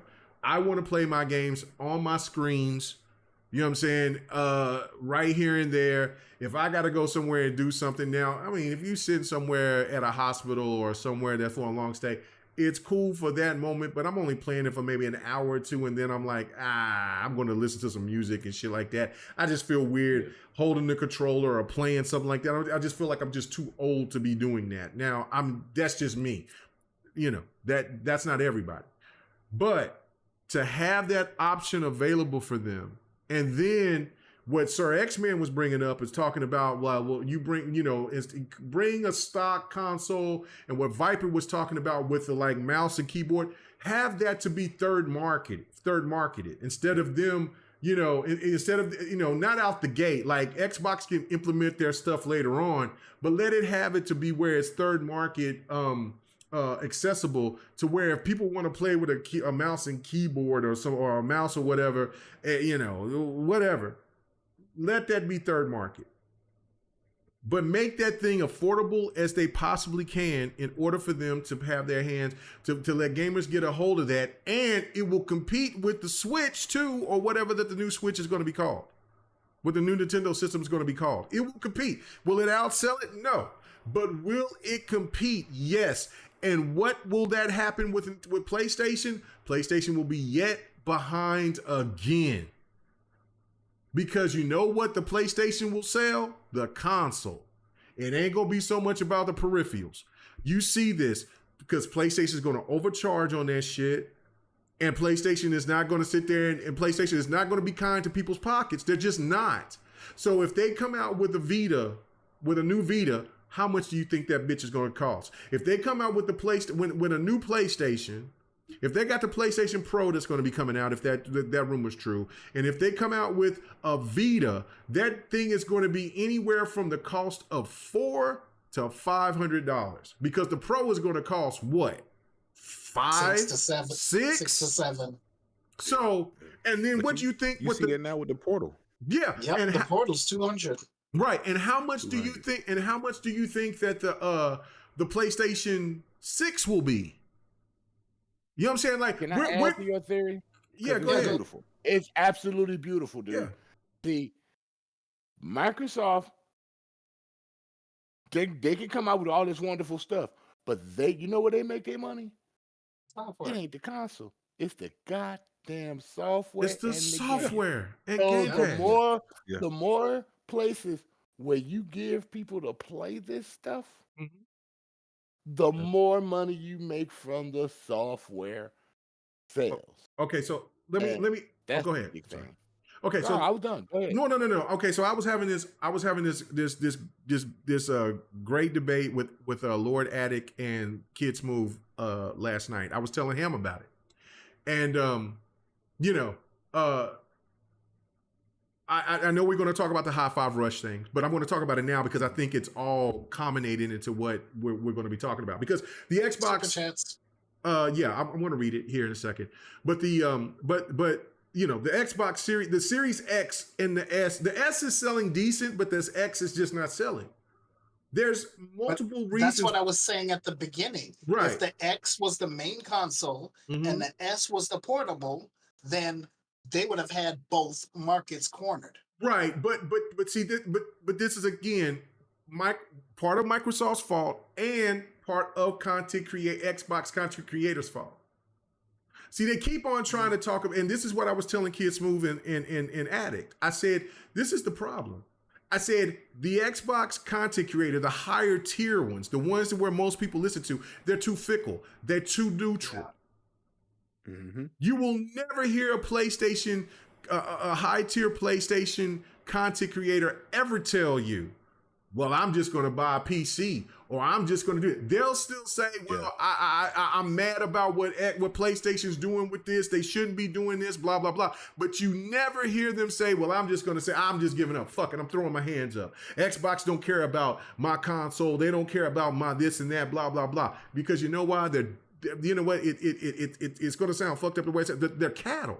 They're cattle over there. They ride or die. They ride or die. I can see it because they ride or die. I was just saying because on one of the podcasts I listen to like Kind of Funny podcast, and I listen I listen to the PlayStation one, the PS I think it's whatever the name of it is, but on the PS side, like Love You or something like that. Yeah, PS I Love You, and like the guy that hosts like Greg or whatever his name is, Greg Miller.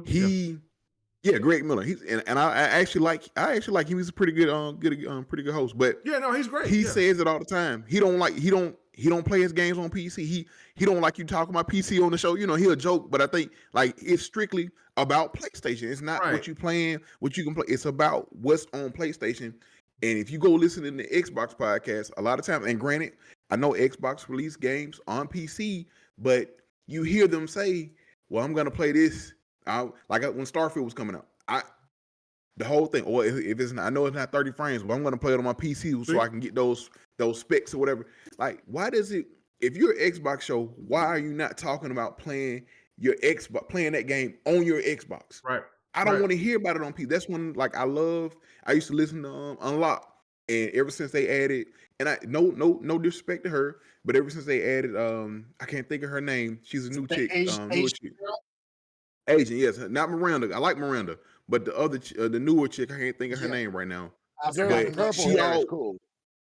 But she always brings up the fact of playing on her PC. You have her on an Xbox show talking about playing a game on her PC. Yeah. I don't want to hear that. I came here for you to talk about playing the game or experiencing that game on your particular console, on the Xbox console. I don't want to hear about you playing it on your PC, or I want to play it on my PC because I have the specs, and I don't want to hear that. I don't want to hear that. And once again, no disrespect to you. You're cool. You're nice. She has some good takes sometimes, but the fact that you're playing on a PC and not your Xbox, I honestly don't want to hear your take about this or whatever. Like I said, when Starfield was coming out, you see a lot of people saying, well, I'm just going to play it on my PC, or I'm just going to play it on my PC. Like, I don't want to hear that. Like, you're an Xbox podcast. I need you to be talking about playing or experiencing this game on your PC. And another Xbox creator, content creator that I love Paris Lilly. Paris is awesome. Yeah. But like you said, he can be a little too fickle at times when it comes to having Xbox stand on business. Like he loves, like he'll preach about how good the Series S is. And granted, the Series S is nice. My kids have a Series S. Great console. Yeah.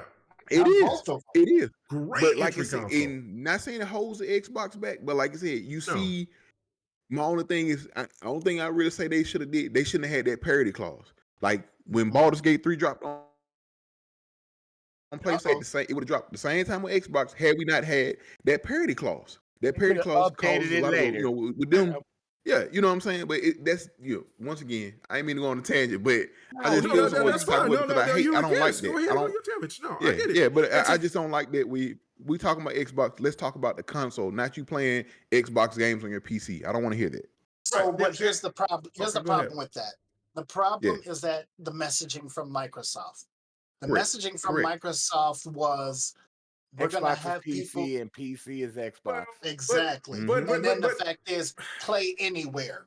That was when they started that stuff in 2016, I think 2016, yeah. Yeah. So, because, the whole thing with Crap Gamer and, why you putting Quantum Break on PC, and then it's like, dude, let everybody play. I mean, it's not about the box itself. It's about the platform. But see, exactly. but hold on. Let me finish. Let me cut you off. I'm sorry. Because King Thrash, he's here. You know what I'm saying? I'm glad you've been regular guest here. I'm trying to ignore his ass. No. But he made a point right here that he is absolutely right. And this is the difference between PlayStation content creators with Xbox content creators. Back in 2016, when I was fighting the good fight, when I was telling people, listen, and he's saying this, Xbox is PC. You know why? Because Windows is PC. Exactly. Steam is an app, ladies and gentlemen. It is not. Steam would not work without an operating system. And what is the king of operating systems? A Microsoft Windows. That we don't talk about fucking Linux. We do not talk about Apple's whatever Safari or whatever the hell it's called. We don't talk about it. See, and that's the difference between the content creators of Xbox compared to PlayStation gamers. Like, listen, we understand that King Thrash is a little slow. He's a great guy, you know what I'm saying? But he's slow. So I saw that last week. But he's a little slow when it comes to the gaming shit. We love you, but you know what I'm saying? You know what I'm saying? You might be a genius when you truck driving and doing shit like that, bro. I got my 1,000,000 miles. You know what I'm saying? I hope you got there, whatever. You know what I'm saying? Shout out to you. You're a great family man, all that shit. But when you talk about this content, this gaming shit, bro, you a little slow on that. That's fine though. I will educate you. We will educate you here. The reality is though, and the one thing that I will always respect the PlayStation content creators for is that they will put their head in the sand when shit is bad and they won't say shit, or they will stick to a message.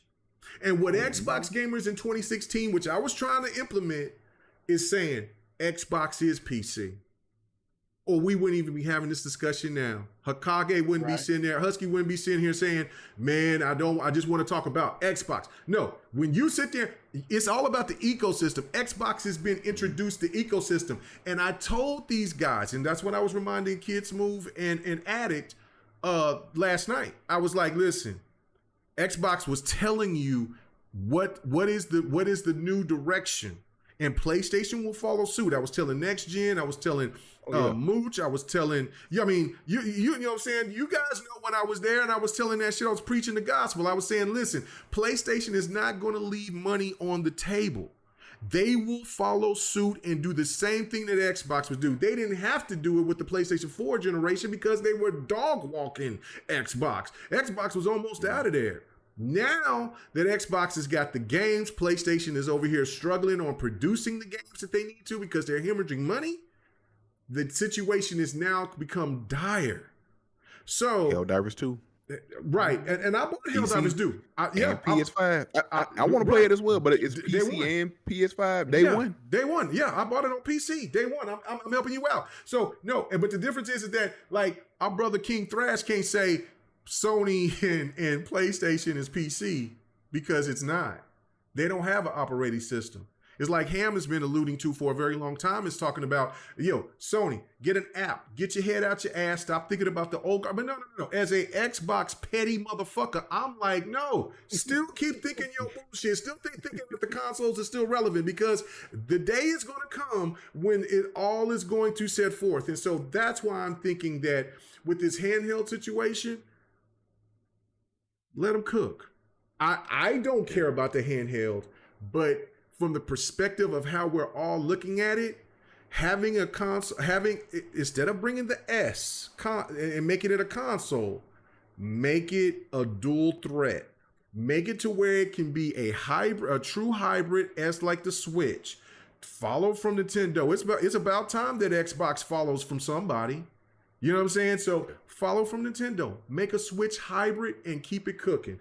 And then that way, what you're doing is like you and Nintendo don't give a fuck. Nintendo's like, man, we do our own thing. You know what I'm saying? We don't give a fuck about Sony. We don't like Sony. We really ain't never going nowhere. Yeah, we ain't going nowhere. Nobody. You know what I'm saying? We got our own stuff going over here. What you and Sony got, y'all cool. But I'd rather side with you because I don't like Sony. So therefore, they're gonna like, hey, let's do what you got to do. So if they doing a handheld, they need to do the handheld right. Because if Microsoft listens to the wrong people, which I'm talking about content creators, that's always talking about being neutral, like, you know what I'm saying? And I got the utmost respect for Paris and a lot of these upper tier Xbox content creators. I have the utmost respect for y'all. But y'all be faking the public with the real shit. No. Bring something that's going to put a shock and awe, that's going to put Sony in a position to like, oh my goodness, we got to really do something instead of always giving them a way out. Because if they don't come with a handheld and Sony comes out with the Vita 2, and then everybody's like, well, Xbox is easy to put their games on every place and this and that, blah, blah, blah, blah, blah, the third, then Sony could get back. And from my prediction of where Xbox will be the number one dominance in gaming media, not by console sales, but just by software sales alone, Sony could go ahead and maintain and still keep that edge because they're listening to the wrong people. No, break that handheld. Phil said, I want to get to a billion gaming. All right. Don't get to a billion games by just keeping it on one console. Right. Okay, let's get I'm about to get to the super chat. Yeah, I've been ranting long enough. I'm sorry, guys. Another great show. Chad, kudos. All the smiles. He said the portable OG Xbox with Chivos would be killer. I love the controller. Maybe add 360 games. Oh yeah, no, that's what I'm saying. Like it is a smart. Now is the time to do that. And if Xbox, see, because I was thinking to myself, and so like, please interrupt me, but I was thinking to myself, like, I love the aspect of what the S is, right? The S is perfect because it brings in people that are, but the reality is that the Xbox console is capped. It's only going to sell from the least 40 million to the max 100 million. It's never going to get anywhere near what Nintendo or what Xbox or what PlayStation does. So if you bring something like a hybrid, and instead of having the S you can redo the S into a portable kind of something that can be docked or stationed or stationary or whatever the hell that you can do to sit there and connect it to your TVs and stuff like that. That's a definite game changer. I don't know, man. I think that's smart. If you got the power of the S and a portable K-Mega, that means your resolution on your screen is going to be so much more greater. We'll do it for the require less power because you're on a smaller screen. But see, so do that. Means, that's facts. Yeah, what I was gonna say, but do that with the next console. Let that. I don't know. Yeah. Do you think that Xbox should still keep the S as a viable option for console those buyers? People that don't want to. Well, that don't want to buy the high end X. Use them until they get exhausted while the portable is out. Then once all the S's start exhausting out, and you start telling people we got the power of an S and a console, but we got our new high-powered Xbox Series, people are going to use that with the dock, and that'll be the new Xbox Series S. Well, hold on. Xbox Series S portable. Don't you contradict me on no good idea, Viper. I hate when you do that. What I was saying is that I told you guys this earlier on in the show. I told you that it's going to be a controversial thing that I'm going to say. And I said the main system would have been your X and the handheld would have been your S. No, you did say that. That's why I was like, okay, everybody. And in addition to that, for the new console, no, it doesn't mean. And I did say that for the new console. I did say it for the new. I said for the next generation, whatever their X is going to be, the most powerful console out there, that's your main console. Whatever S version you're going to have, that is going to be your portable. That's what I said.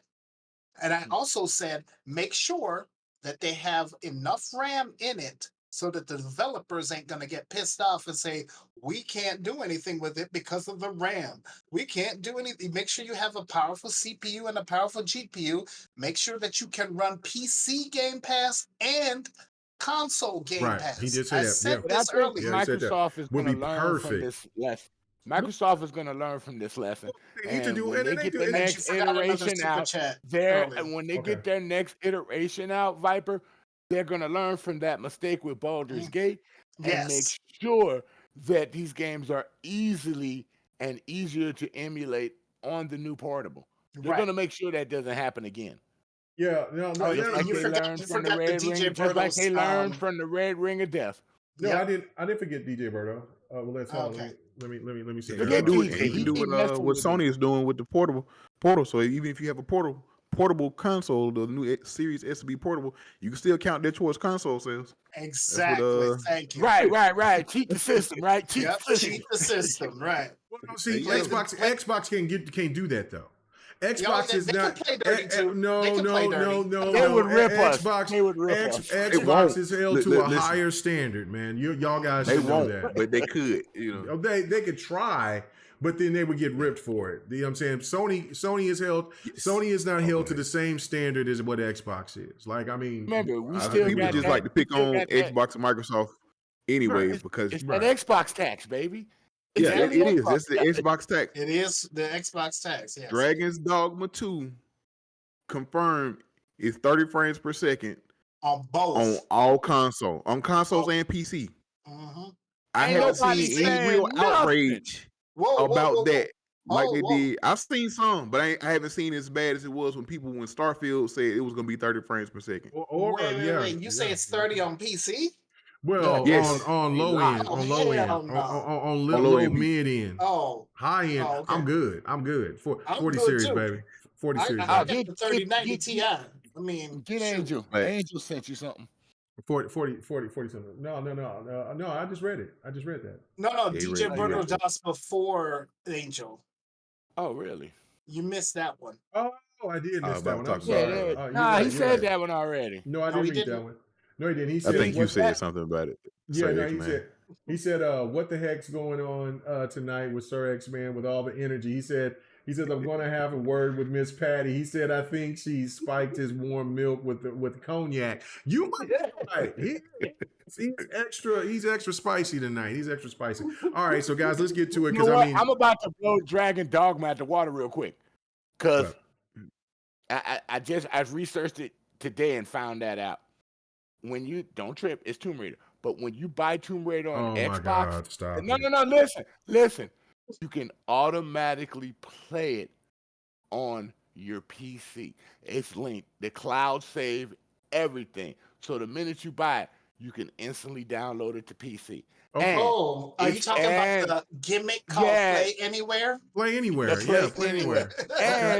and excuse the buzzword? It's 64K.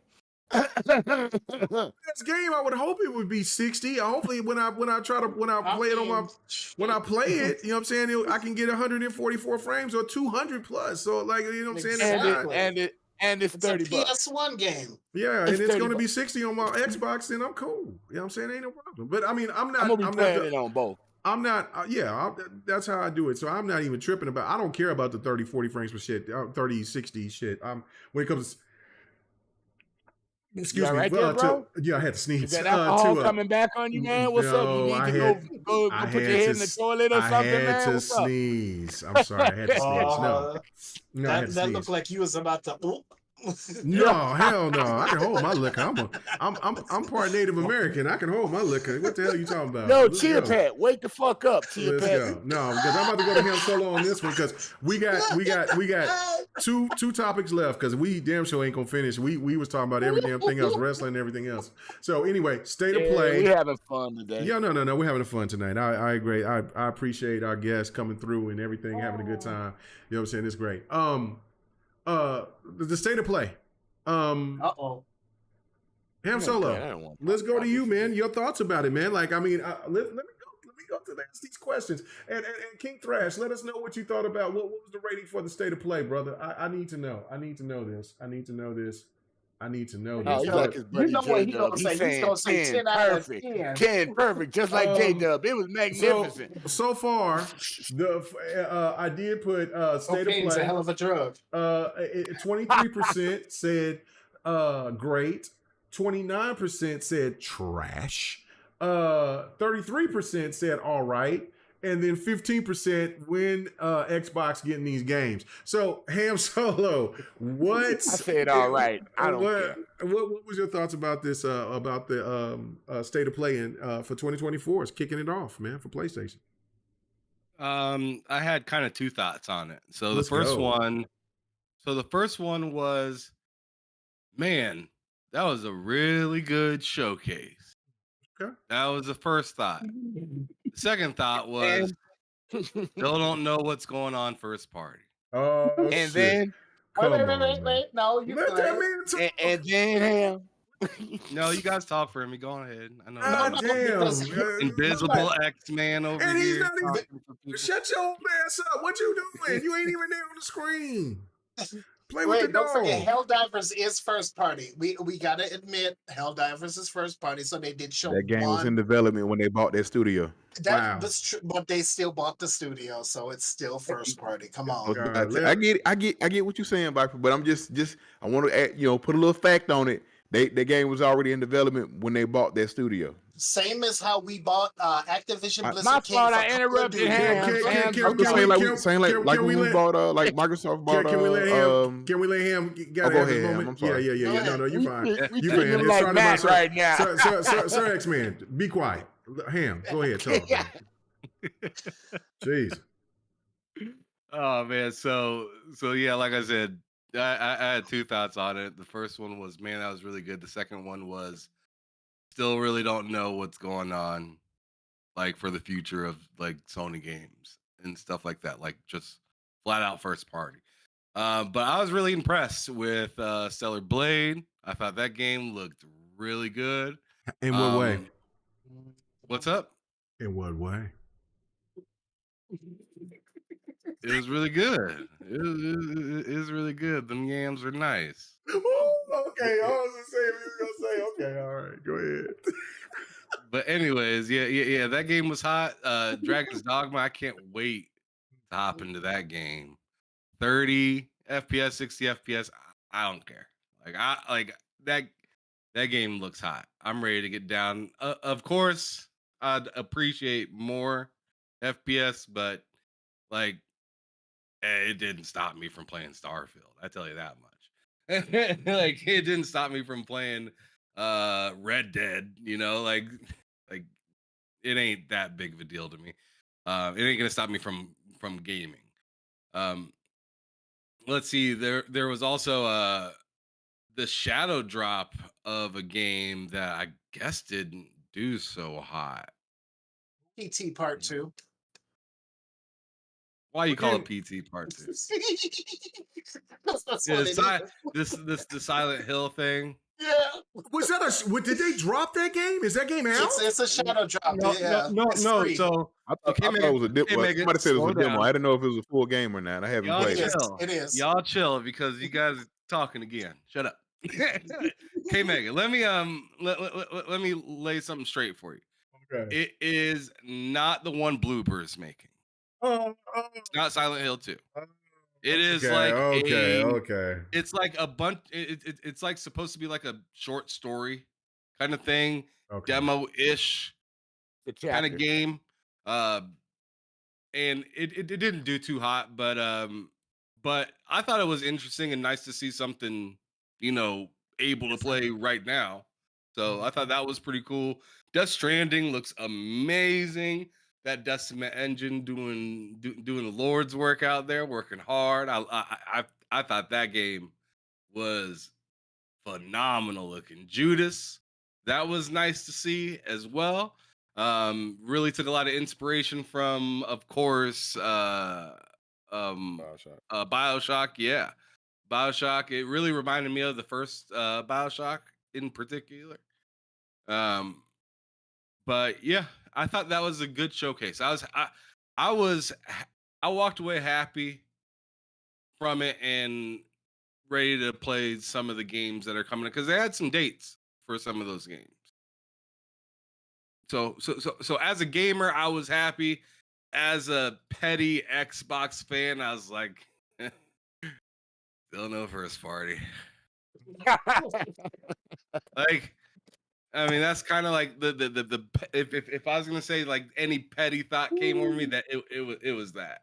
But all in all, I was happy to watch it, and I gave them their props. Like right after the showcase, I went on to Twitter. And I was like, that was good. That was a really good one. You didn't like Dave the Diver with Godzilla? What's that? You didn't like Dave the Diver with Godzilla? I don't care about that. Like that's fine.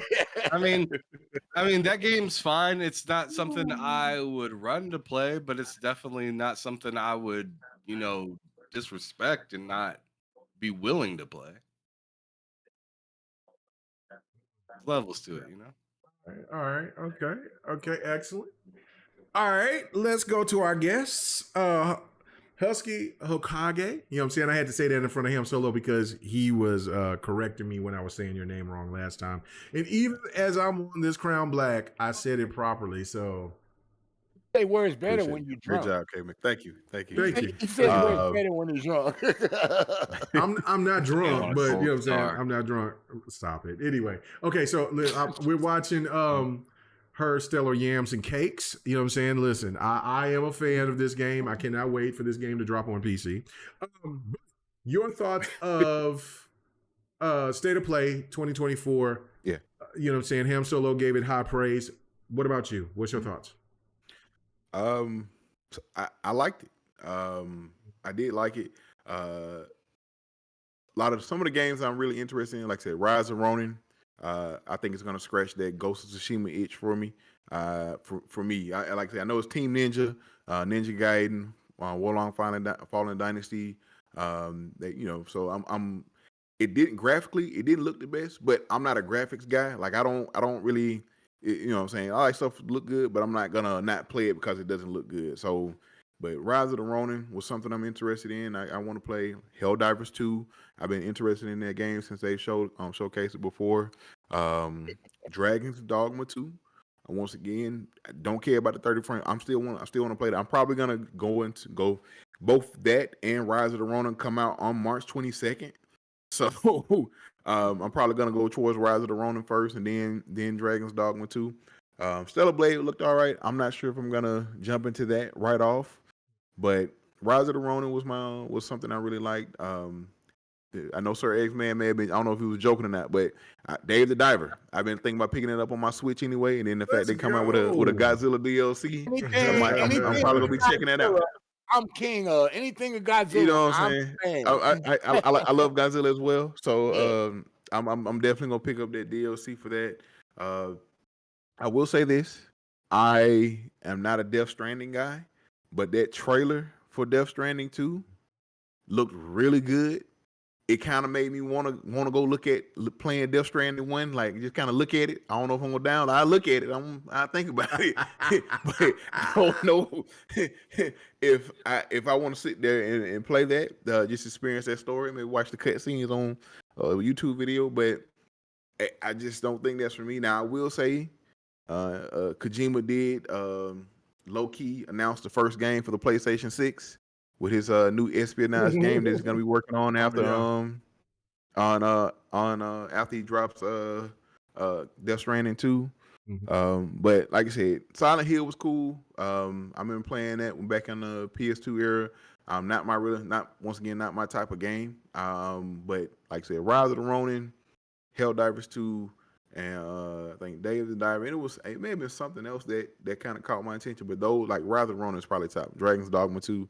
Those are the top games I saw from that. But like I said, overall, if I had to give it a grade, it's probably I'll give it maybe a B.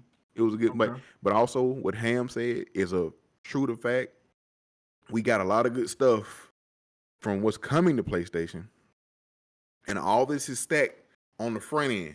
We still don't know what's dropping in the fall, and we still haven't actually, gotten a true first-party game from them. I understand Helldivers is a first-party studio, but an actual truly developed game that's been under, from them, we haven't gotten it yet. So I want to know more. Like, what do we get? Are we getting anything in the fall? Are we coming with just third-party releases in the fall? So they still had that question out there. They answered some stuff, gave you something. For the first 5 to 6 months, we got some stuff. But what happens after that? You know what I'm saying? So just gonna have to, I guess wait and see. But yeah, overall, like I said, it was all right. It was pretty good. It was a B. But yeah.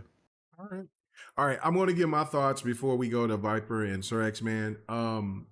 As you see, I'm looking here. I'm looking, because they'll cut you off. No, not Viper so much. Yeah. Will. Let's go ahead and let's rewind this back again. Let's look at them cakes. Let's go back here. Okay, so let's go. All right. Okay, so listen, I give the show an A.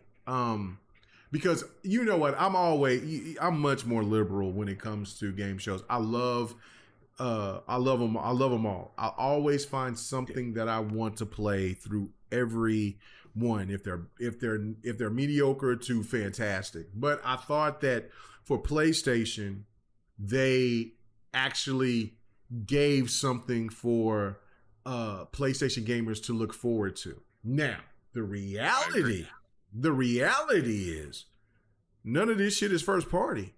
Stellar Blade is not. They don't own that. They paid to keep this off of Xbox, but they don't own this. And so, like, if there's a Stellar Blade 2, which, let's be real, because this is my petty that's coming out. This is probably the only game that's going to sell decent because of the way that girl looks. It's not because of the way the game plays. That's true. You know what this is. Fan service. Fan service. You know what they are. You know what I'm saying? Pornhub is their number one spot. So you know what I'm saying? So of course they're gonna sit there and they're gonna sit there and play with her, and then they're gonna go to their porn site and they're gonna be looking to see if there's already animations of her getting smashed. But you know what I'm saying? That's over there. You know what I'm saying? Like they don't deal with women or men or whatever over there like that. Like us at Xbox, dude. We lay with our significant others. We enjoy human companionship. So that's fine. This is the problem, right? I am stoked for Rebirth. if Rebirth doesn't do anywhere near what Final Fantasy Remake did, it's over. The exclusive Square Enix shit is cooked. There's a reason why. Phil sit there and jumped at. Now, while I say that about Final Fantasy, I will go on a reversal and say this about Death Stranding. Death Stranding, if you remember, did not sell well. It did not resonate with PlayStation gamers. It was too weird, too out there. But it's like, so far for what everybody's saying on the panel, what I seen, I'm like, damn, Kojima, you even, as weird as your shit is where because I ain't beat the game. I bought the game on PlayStation, and then I got it again on PC, and I'm looking at this robot motherfucker sounding like a baby. I'm kind of understanding for what so far for what I've played in the game, kind of understand what's going on. But I'm pretty sure I might even be wrong on that because his game is so left. But he made that shit look dope. Fighting the dude that looked like an alternative version from a Silverhawk. The dude with the guitar. Yeah. But regardless, they got an Alan Wake puppet. They got an Alan Wake puppet in the game now, bro. Oh my god, the stop animation, Jesus, bro. But I cannot deny of how good that game looks. Mm-hmm. It is superior. Just like that man just knows how to make shit look incredible. And that Decima engine cooking. The Decima engine is a monster, bro. Like, people keep talking about Unreal Engine 5, which Unreal Engine 5 is a monster, but we won't see the true implementation, the true vision of Unreal 5 until next gen. We're already seeing it now. We're seeing Decima engine from last gen. Like, that's where Sony got the win on with engines. Like, that Decima engine is impressive. Like, I don't know if we'll ever see the Decima engine ever look dated. Like, it's incredible. But yeah, no, Death Stranding looks incredible to the point of what like Hakoge was talking about. Like, was like, man, like I think I might need to beat this game. And Ham, I know you beat it and you said you enjoyed it, so I think I might need to go ahead and beat it too, so I can go ahead. And they say 2025. I don't know, man. I don't know. We'll see what that does. But I am looking forward to Stellar Blade. When it comes to PC, I'm very, very excited to play it. I was hyped about it before it became exclusive or whatever. I don't give a fuck what platform it's on, but I just want to get my hands on it. I love hack and slash games. And then, of course, when you bring a woman that look like that, I gotta let her slosh around a little bit and cut some people up. The other game, that game is move like it's supposed to. Tough, boy. Them Koreans put it to it, boy. Man, I am very, very happy, very, very happy about Until Dawn coming back. Very happy about Until Dawn coming back. Until Dawn is a really good game. I hope that a lot of PlayStation gamers will come up to it, but it's going to be according to the price, of course. But hopefully there'll be an affordable price for people to jump on it. That's a really good game, solid PlayStation 4 game. And then lastly, I am hoping that, man, I just want. I'm not hyped for Ronin, man. I'm not. Me neither. I'm not hyped for Ronin because you know why? Because I played Ghost of Tsushima. And Sony loves to play it safe now. And this game just seems like, to me, another version of Ghost of Tsushima, maybe more survivalist instead of more story-based. And I'm not hyped for it. I'm just not. You know what I'm saying? Like, once that game comes to Xbox or something like that, I'm cool. You know what I'm saying? It's whatever. To be honest with you, I'm more excited for Foam Stars than I am for Ronin, the Ronin game. That's just my thoughts about it. I am. And just to your point, and I was talking to someone about this before, where I loved Ghost. I love Ghost of Tsushima. Great game. But like you said, it didn't sell too well. Like you look at like when the whole thing came out, when the leak from Insomniac and all that stuff. Like you look at, it was like 140 some million PS4 sold, and attachment rate for Ghost was only like maybe 10%, if that, of people bought Ghost who had PS4s. So it's like, I get, what I'm saying, it's a great game, and I hope they are working on Ghost 2, but it's like you said, they're playing it safe. They want stuff that's bringing in, they want stuff to bring in money right now. That's why you saw that big push last year from their state of play to like, live service or games as a service type of games, so they can kind of build that revenue or bring in some more revenue. Because to be honest with you, a lot of their first party games that's not Spider-Man isn't moving the units or getting the attachment rate that they want. Right. Right. No, you're right.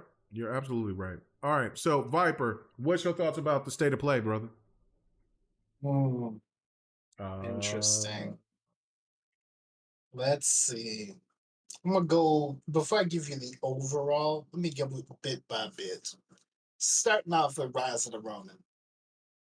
When I first saw that, when they first revealed it back, I don't know if it was last year or the year before. When they first revealed it, I was interested.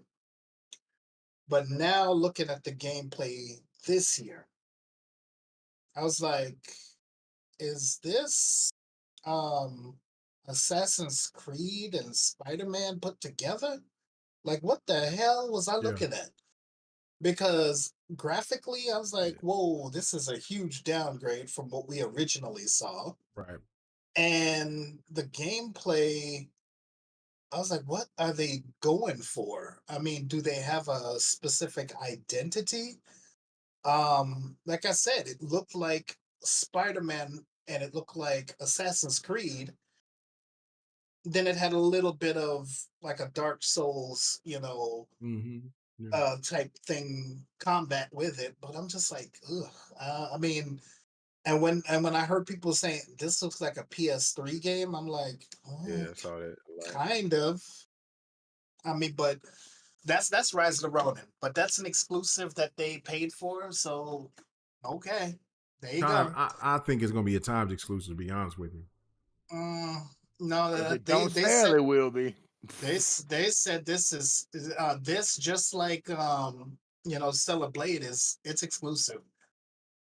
So don't ever the way Sony markets and the way that the media allows them to market, I wouldn't.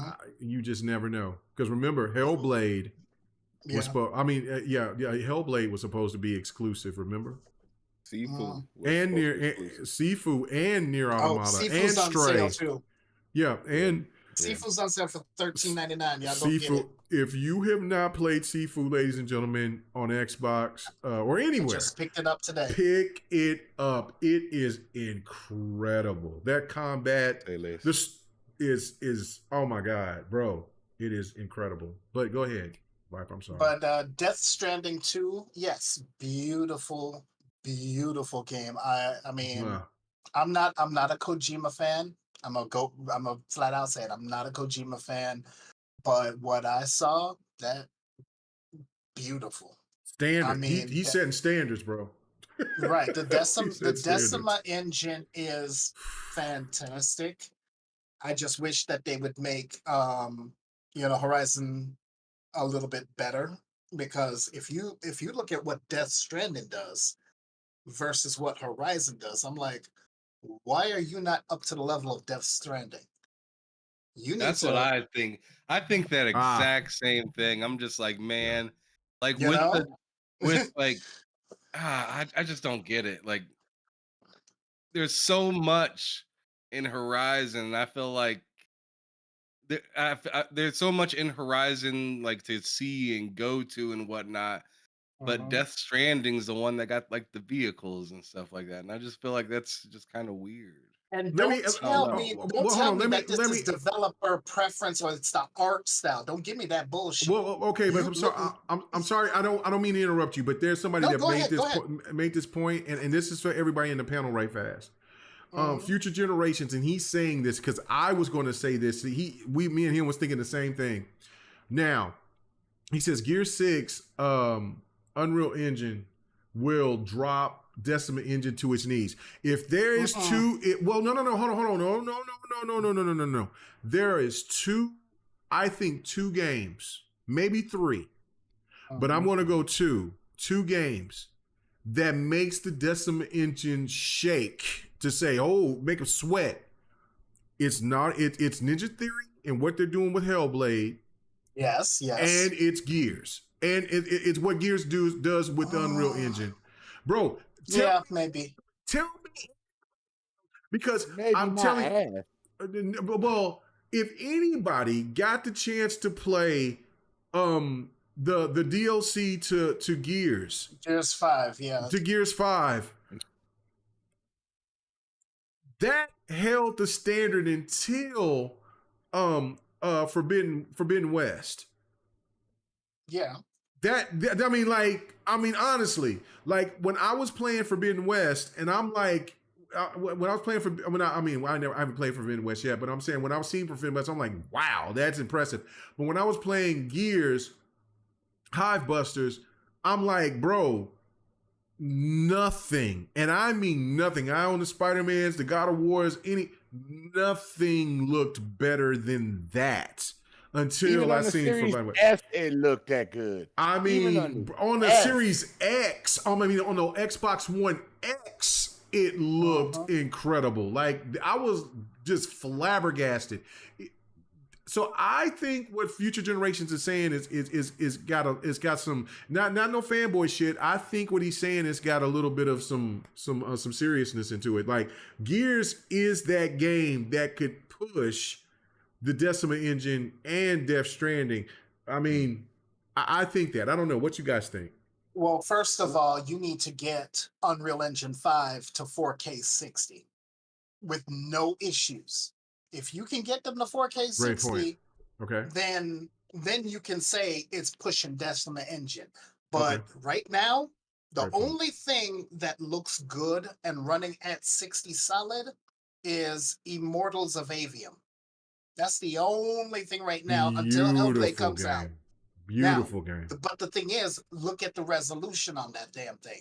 Okay. You got to look at the resolution. That thing is dropping big time in terms of resolution. It's 60, but the resolution is not if you're playing on the 40 series. I'm just saying. I'm sorry. I'm sorry to be cocky. I'm sorry. Come on, I need to put my 40 series box right next to y'all suckers. Anyway, go ahead. I'm sorry. But no, the fact is that and we're just sticking with this Decima versus UE5. The fact is that if you are on console, UE5 ain't cutting it. UE5 is not cutting it against Decima. And I'm going to give Sony props for that. This is an Xbox PC guy giving Sony props, okay? So I give Sony props for that. But I also need to see Horizon get up to the level of Death Stranding in terms of visuals, okay? I don't want them to be saying, oh, this is just the art style. This is developer choice. Bullshit. If Kojima can pull out the graphical capabilities of what you got in Death Stranding 2, then I better see Horizon 3 get to the same level of detail and run at 60 frames. So that's Death Stranding 2. The shock of the thing came with Sonic Cross Shadow Generations. Exactly, Sonic Generations 2 with Shadow being the star. No, they said it was a remaster, but they just added Shadow into it. So it's a remaster of the 360 game, but they put Shadow's portions into actually the game. a Dreamcast game. That was on Dreamcast. It was never on PlayStation. No. Generations was on the 360 because I have that in my backwards compatibility. But it was on the Dreamcast first. And then Not Generations. It got ported to the 360 later. No, because Generations on the Dreamcast. No, you did not. Generations was old Sonic. Go ahead. And new Sonic. What you said. That's what Generations was. It was old school Sonic and new school Sonic in the same game. Okay, that's the reason why they called it Generations. And that was never on the Dreamcast. I said, okay, keep going. Anyway, got a school old man there. Anyway, to Silent Hill 2. See, I didn't even mention that. I'm letting y'all cook that. I am going to cook this. And get it. Let me tell you this. I like Bloober Team for what they did with the medium. Yeah, I know a lot of people did not like the medium, but I thought the medium. I thought it was old nostalgia, like for the old Resident Evils. I thought it was great.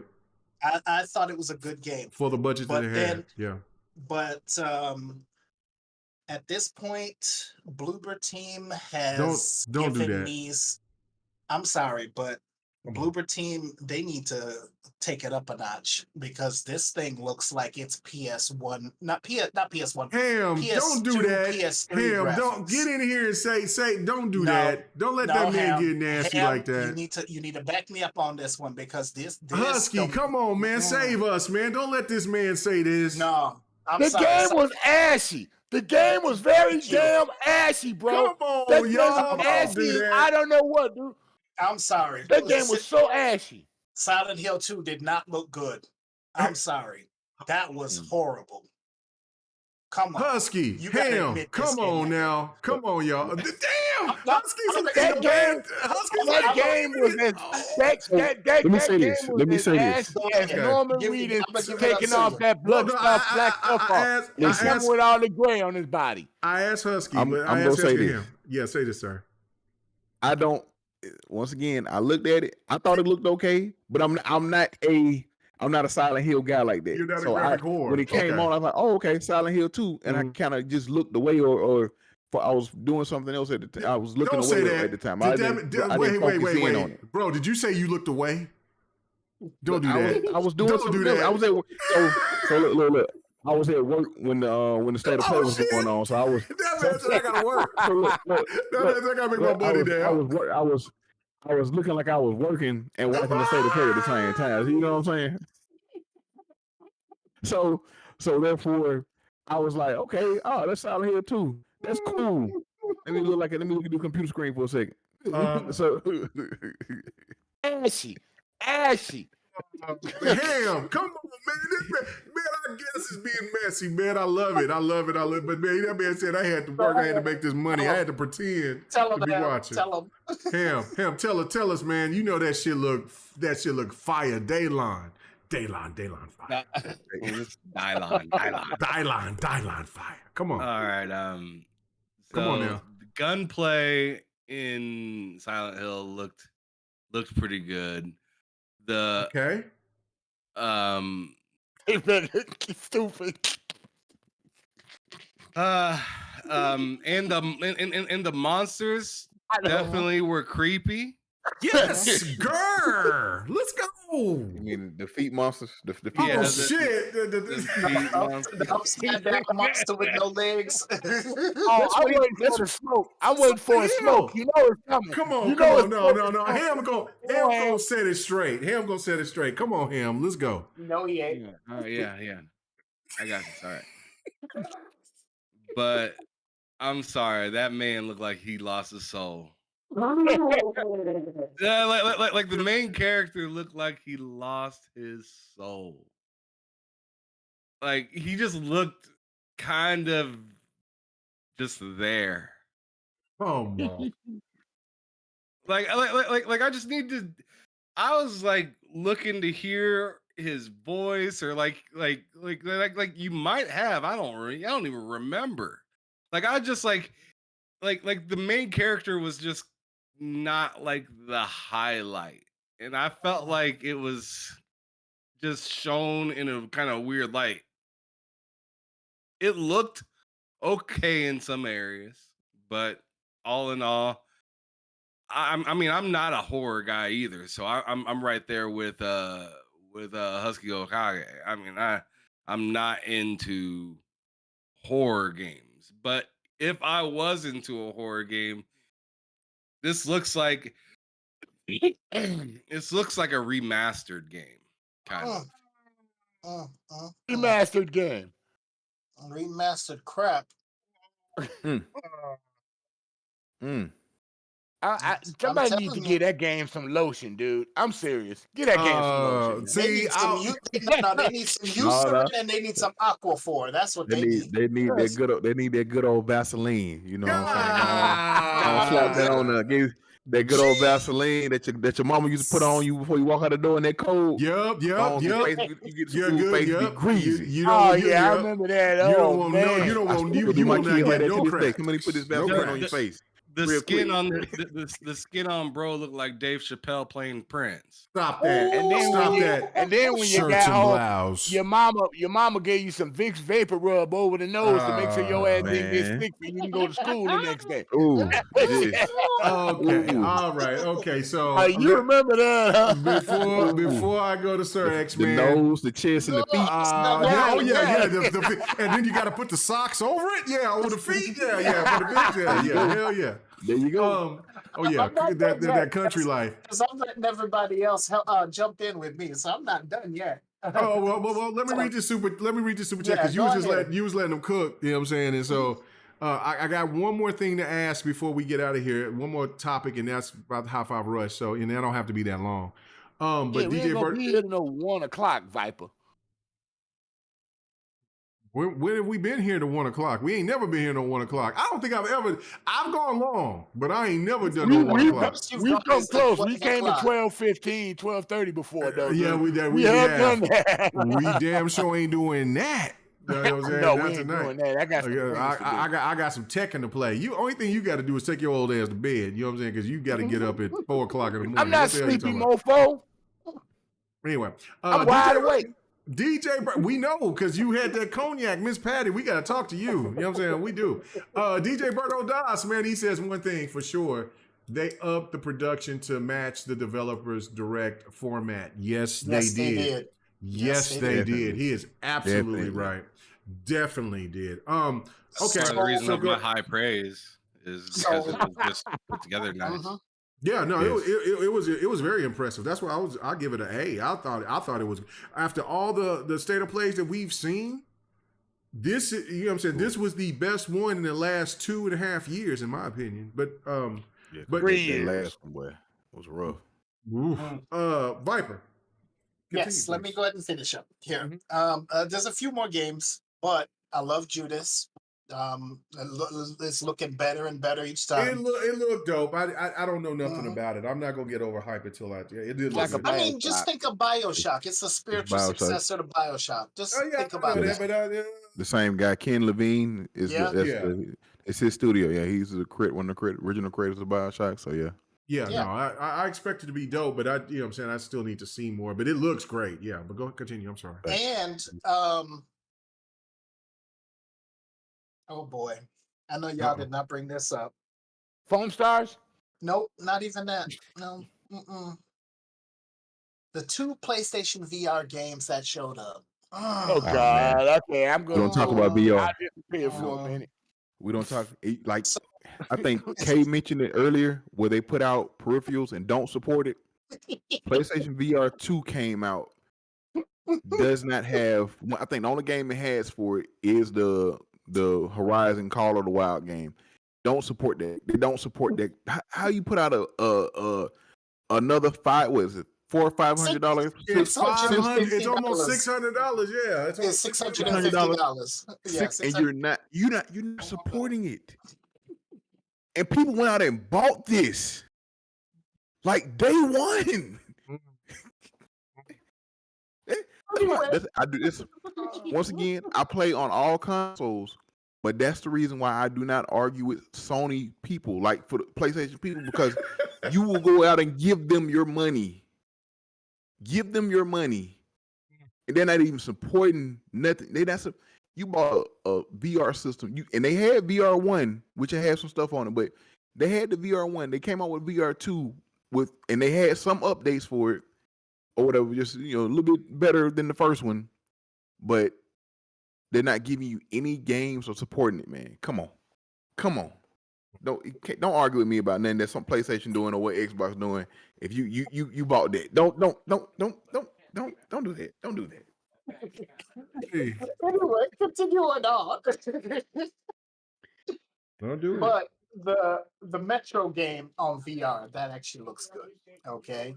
I mean, they could do a little bit more polishing up on that, but Metro in VR looks good. It'll come to console or something. Damn, it's going to PC. Cool. But let's look at that other game, that little whatever the fuck that piece of shit that they had that showed up right after. Oh man, don't do that. Don't do that. I'm listen, Viper, I'm with you on that one. And that game, I heard that game's been in early access. Oh Jesus. God. What is seriously? Can somebody please explain that to me? What game are you talking about? What game are you talking about? Legendary Tales or something like that. Something like that. Okay, you're gonna have to make me look that was up. That looked even worse than Oh Jesus! Oh, it was a Formula 1 game. Oh God! Rise of the Ronin and that game, that legendary game, they both look terrible. So. My God. But anyway, overall, my score, I mean, I give it a B minus. Let me call you back in a little bit. You're not on mute, Mr. X-Man. Wow. Anyway, so I give this like a B minus. Yeah, they tried to go along the format of the State of Play, or not the State of the Developer Direct, and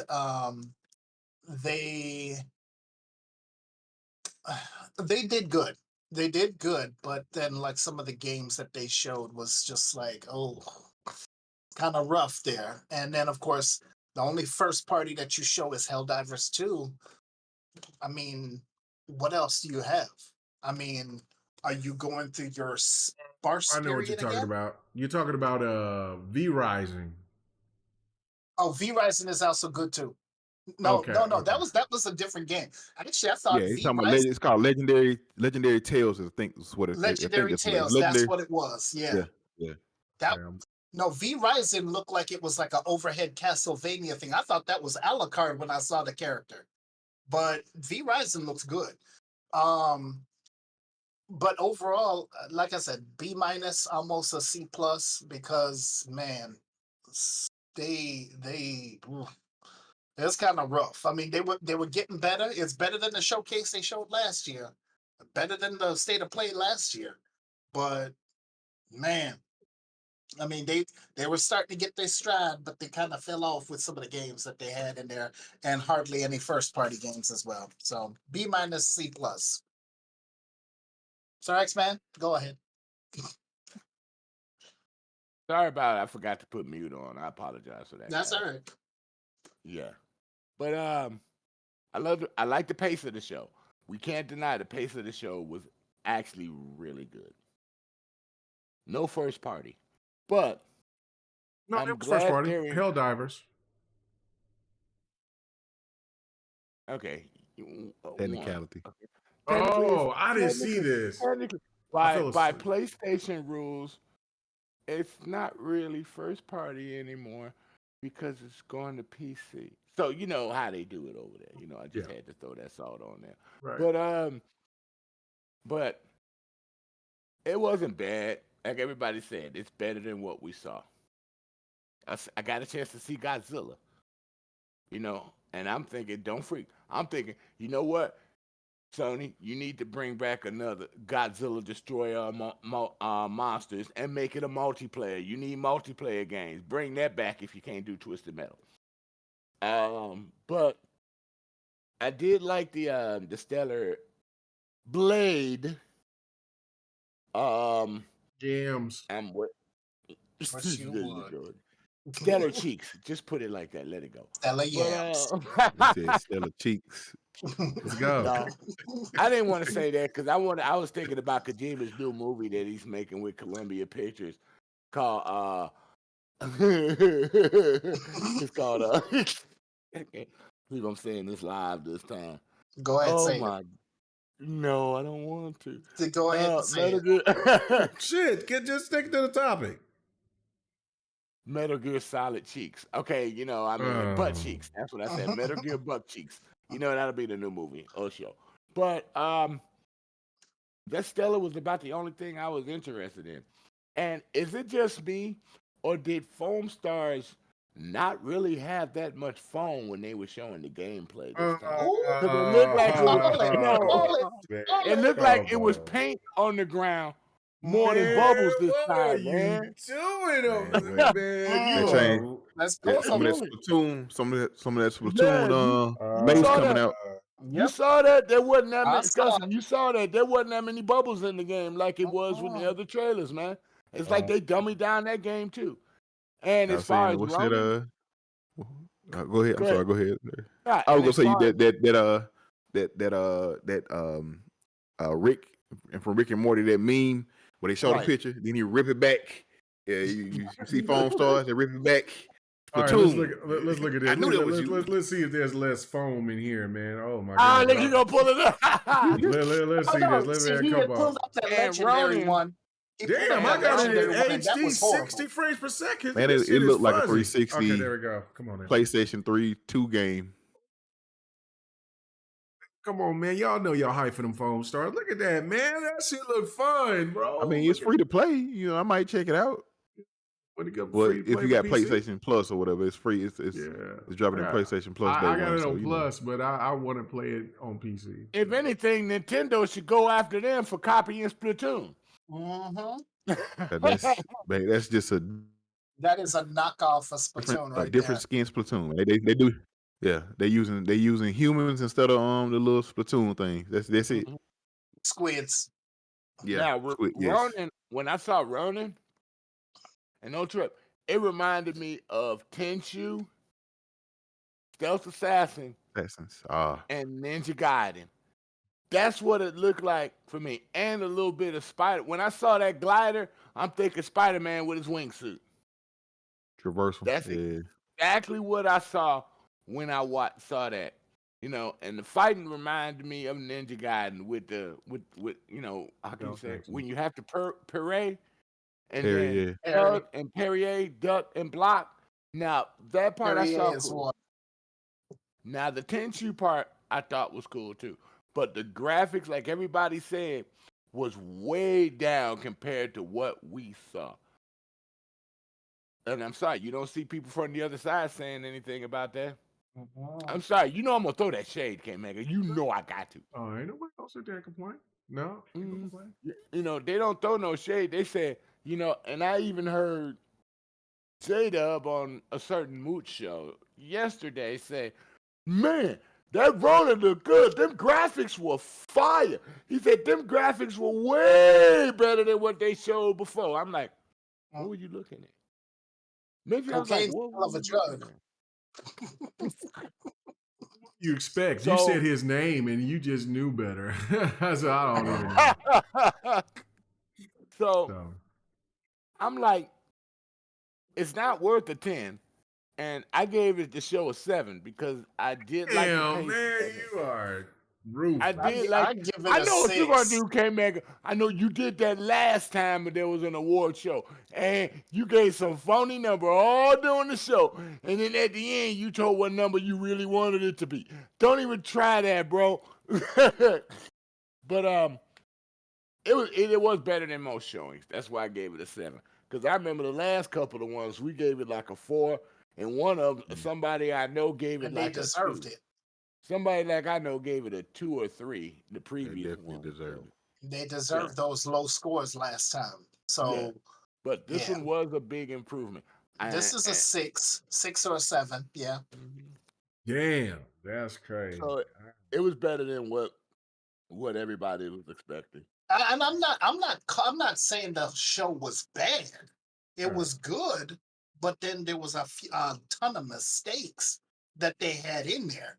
I did like the way that this panned out. I thought that was pretty cool. They took that off though. The way that they were ending the PlayStation showcase, where Kojima and old dude Helms or whatever, but then they panned out of they panned out and then came out of like the Columbia Studios, like that was. I thought that was real. Movies too. That's that was more revenue. More revenue. Yeah, that was the movies. But here's the thing: more movies and less games. So when we talking about over-the-shoulder, third-person action adventure movies instead of you actually playing a damn game, then there it is, right there, another one. Your tactical espionage movie. Oh my goodness! All right, so let's get. That's why we got the No, go ahead and say what you got to say, and then we're going to get out. I will say that's why they a lot of people was asking why did we get a Until Dawn remake or remaster or whatever. They're working on an Until Dawn movie, and Sony wants that out there so when people go see the movie, they can correlate. Hey, look, I just watched this movie. They got the game for it. Let me pick the game up. That's why. That's why they say they did a remaster of T-Lu 1 and T-Lu 2 because we had the show coming out and they want people to be able to watch the show that they never played the game. They watch the show and then they can go to the store and see, hey, I just watched this series.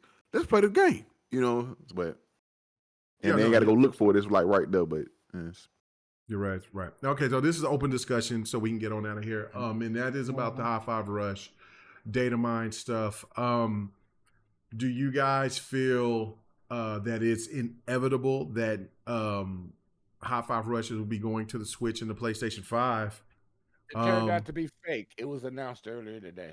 Some people found it. Thank God.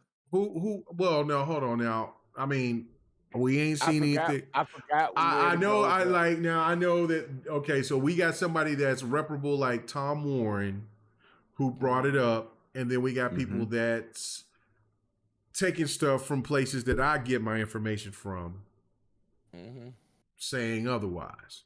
So I don't know if it's fake or not. I have come to the conclusion for myself to say until I hear it from the source, which is either Xbox, Nintendo, or PlayStation, then I will. Then I'm saying, but for just going off of this, I'm not sure. But for what I'm not going to say it's fake because I don't think anybody really truly knows. But Sir X-Man, you started off. How do you feel about this if High Five Rush will become a game that will be a multiplat, and you know that there will be other games that will become multiplat? Does this how do you feel about, do you feel that Xbox gamers are excluded if they started to go this route with some of their games? We know they're not going to do it with all their games, but some of their games. As long as it goes to Nintendo and the Switch or Switch 2 later on down the line, I'm fine with it.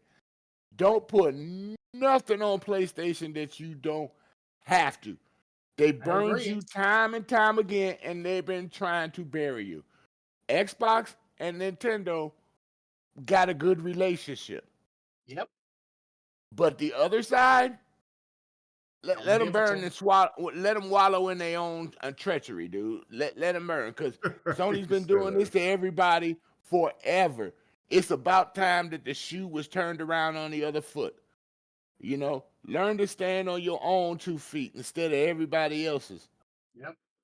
That's all I got to say on that. Don't help them for nothing. Nintendo fine, PC fine.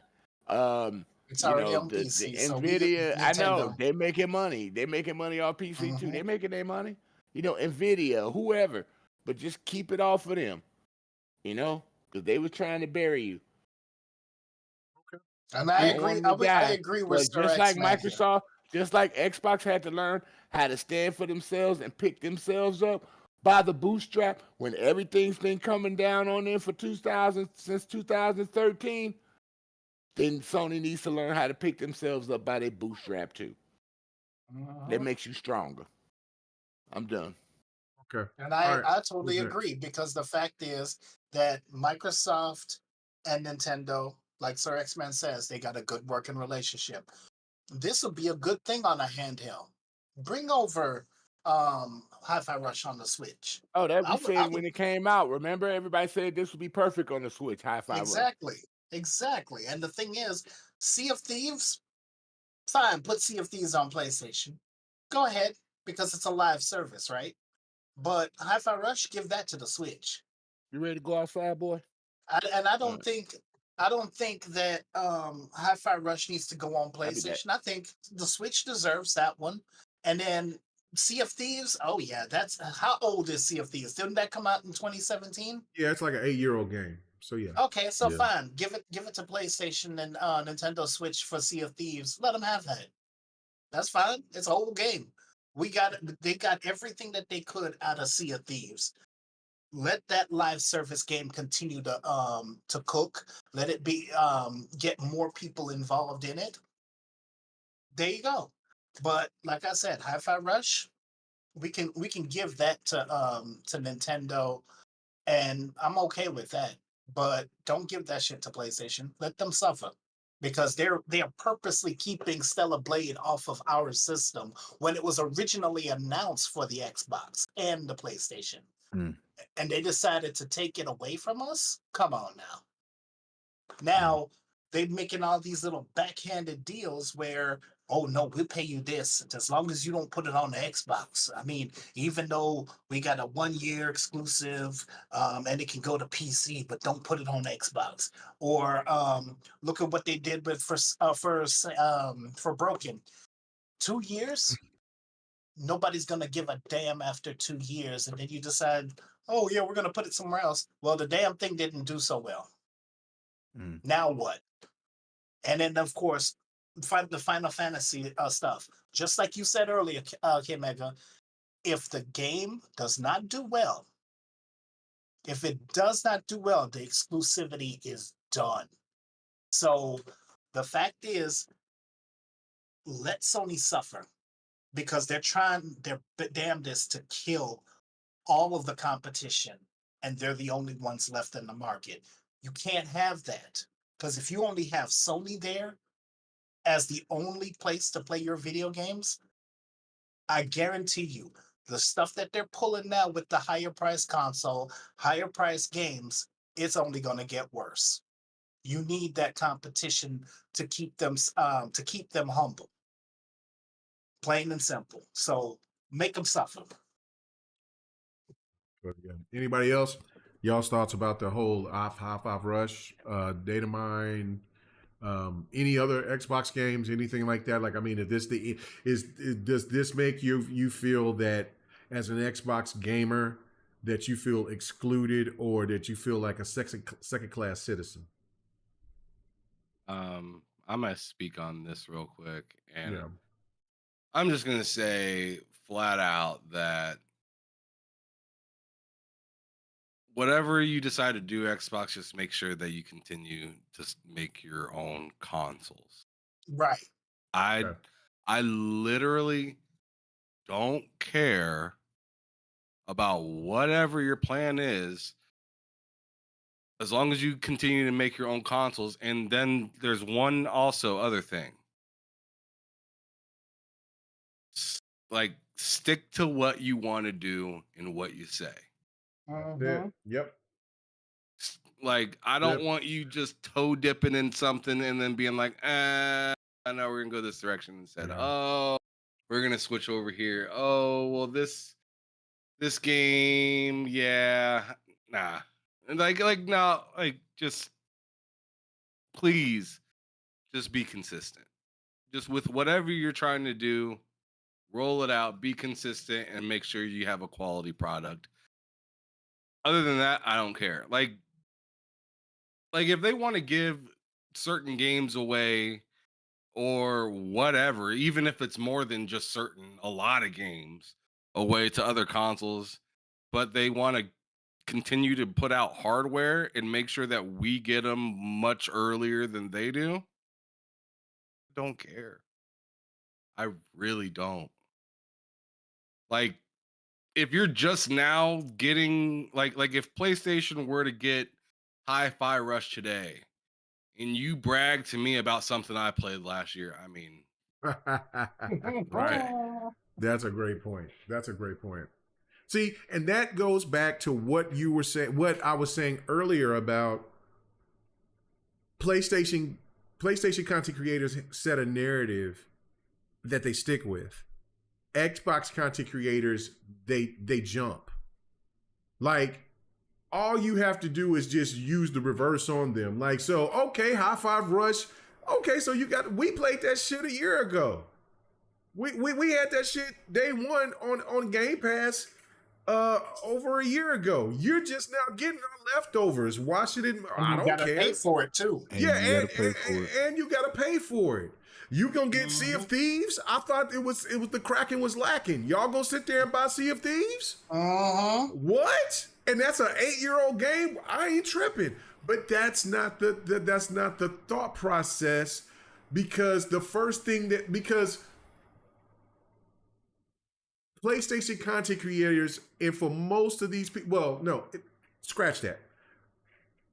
It's too many, and I've said this, and I will continue to say this, and it bothers me, and it will continue to bother me.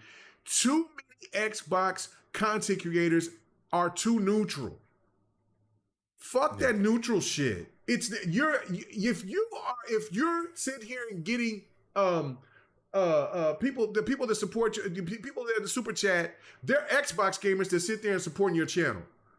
You're not getting a PlayStation dude to come in here, maybe one somebody that might throw a $1 or a $2 super chat at you to say, yeah, keep it up, or they want to throw some slander or whatever. For the most part, it is diehard Xbox gamers who are supporting your channel because you are a Xbox Pro channel. And when you play that neutral line, what you're doing is trying to still hold on to get those views from PlayStation people, when the only thing that the PlayStation, this is the craziest shit ever, right? The one reason why I haven't got over 5,000, well, I've got over 5,000 now, thank you so much. But the one reason why I didn't, I would get anywhere from 40 to 60 extra people that would jump on and watch GRG, and then they would unsubscribe right after GRG was done. I know exactly who they were. Not who the individual were, but they were PlayStation people. They wanted to listen to the show, but they didn't want to participate. They didn't want to show support. They do that to every podcast. They want to sit there and listen or record what you have to say, unless you block it, and then send that shit to place and chop it up and send it up and then break it up so they can have some shit to have for their content over there. Yep. I see that. I see people do that all the time. Every now and again, I'll jump in on X, jump in Twitter, and jump into spaces. Most time I just in there, I'm listening or whatever the case may be. And you see, you'll see somebody from PlayStation or a PlayStation guy come in and just sit there, and he's recording, just hearing what they say, and then go take it back to the other PlayStation ponies to talk about. Hey man, this is what they're talking about over there at Xbox. This is what they're doing over there at Xbox. And just to jump in real quick, I'm of two minds on this. As like what Hams was saying, I don't care about them getting, even though I don't really care about them getting the game. We got it last year. You got to pay for it. We had it for free day one. We enjoyed it. I also do agree with like what Sir X-Men and Viper were saying about it. I would rather see Nintendo get it because of the working relationship we do have with Nintendo. Yeah. But if PlayStation get it, oh well, that's fine. I'm still, like I said, I played it. I enjoyed it. And more people get to play that game, that's fine. That's great. The only thing, it may be just the pettiness in me. The only reason, like I said, I play Sony games. I like PlayStation. Right. But I wouldn't give them 1 red cent. Right. Because you won't see Ghost of Tsushima on Xbox. Right. You won't see Uncharted on Xbox. And like you said, they've been paying people going behind. And granted, I know Xbox used to do the same thing, but it was mostly for like a year of exclusivity, and they would eventually go there after that year. PlayStation is doing it, and they're trying to keep it off Xbox completely. The reason why we bought Microsoft bought Activision because of that. The reason why Microsoft bought Bethesda because of that. They were threatening to keep Starfield from Xbox completely, threatening to keep trying to get Call of Duty. Cody was trying to raise the price on it because he was supposedly making more money from the PlayStation side or whatever the case may be. They say, you know what? You want to keep stuff from them? I'm gonna drop my wallet on you. That's what they did. They didn't care about No Man's Sky until Xbox got it. Until they found out Xbox. You know what I'm saying? And they those guys went out and fixed that game and made that game into something else, and it's amazing. And it's amazing. And it's free on Game Pass. And we playing MLB. We got MLB The Show, all because it wasn't selling well enough or selling enough on PlayStation. Right. MLB went to them like, hey, listen, y'all ain't making us enough money. Put this on everything else. Now, are we taking this away from you? And guess what they did? They got it on Xbox. And we playing it for free. And Switch. They got it on Switch. We're not free, you're seeing Game Pass. And it's on Switch. It's on Game Pass. So we pay game, you know what I'm saying? But it's like, once again, I don't mind.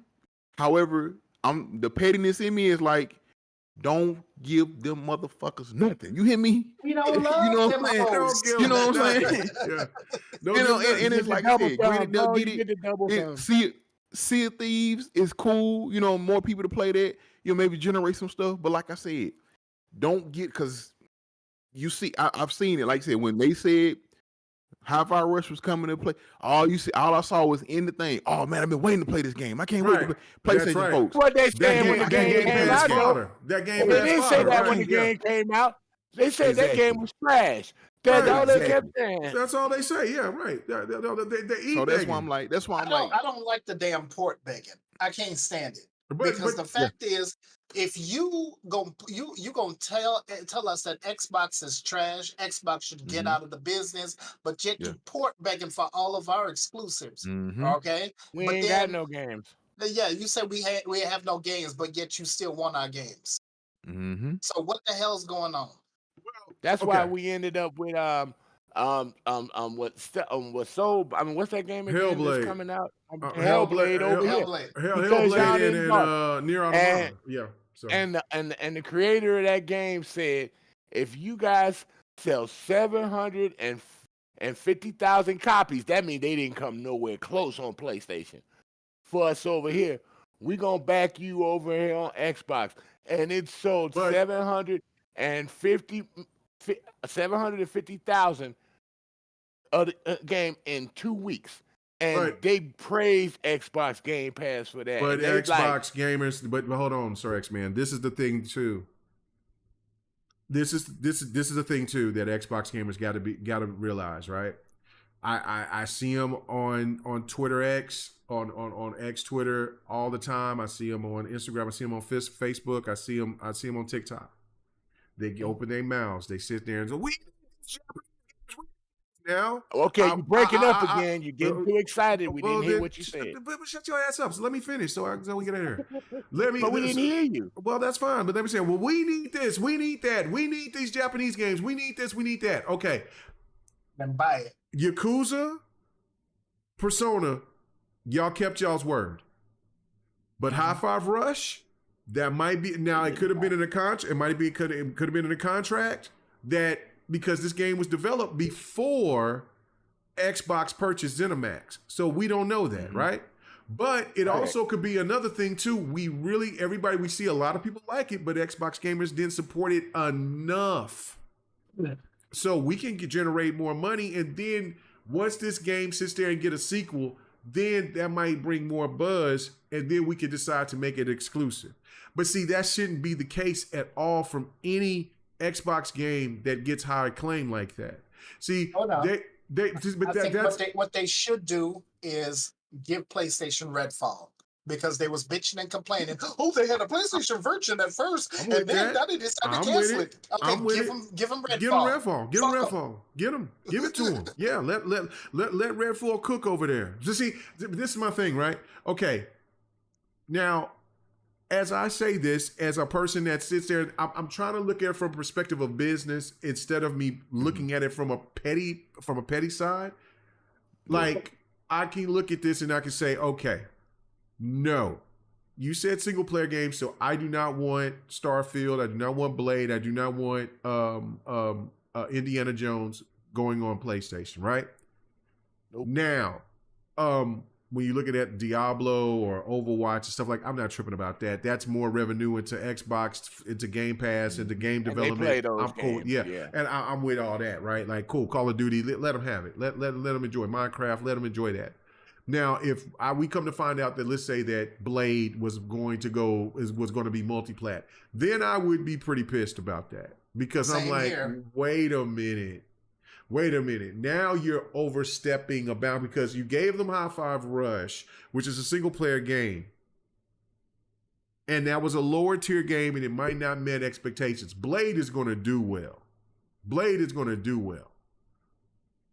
do well. So that's why, and from what my understanding is like Xbox, Phil Spencer and the Money Hats are in this conversation yet again, like they were during the Xbox One. And the one problem is that the Money Hats want their money, want that $70 billion now. Phil Spencer and their team at Xbox is like, no, we want to keep these games exclusive. We want to do this. We want to do that. Now, there's a way to make this work to where Phil Spencer can get the leg up. And it goes back to the conversation that we were talking about with the strategy with going forward, with putting these multiplayer games like Call of Duty and stuff like that. And remember, only 55% went into the first quarter of the Xbox ABK deal, and they were already kicking ass. They were like, they were like well ahead of Windows, right? So already like paid for. Yeah. Well, no, not paid for it yet, but I'm just saying, like, that's a great strategy. Now, if the rumors are true that they would go ahead and they would bring out Xbox, the new Xbox early, and have it at a good cost, and then if they do this handheld thing instead of bringing the S, then Phil could be at this situation. And when Call of Duty hits Game Pass, that's going to be the game changer. And this is what I've been saying that for a long time. If Xbox can win the market share without selling the most consoles, if Game Pass hits that certain plateau, and it's going to be because of games like Diablo and Call of Duty and stuff like that to get Xbox over the top, and then Phil could sit there and finally have to have an edge over the Money Hats by saying, look at a game like palworld.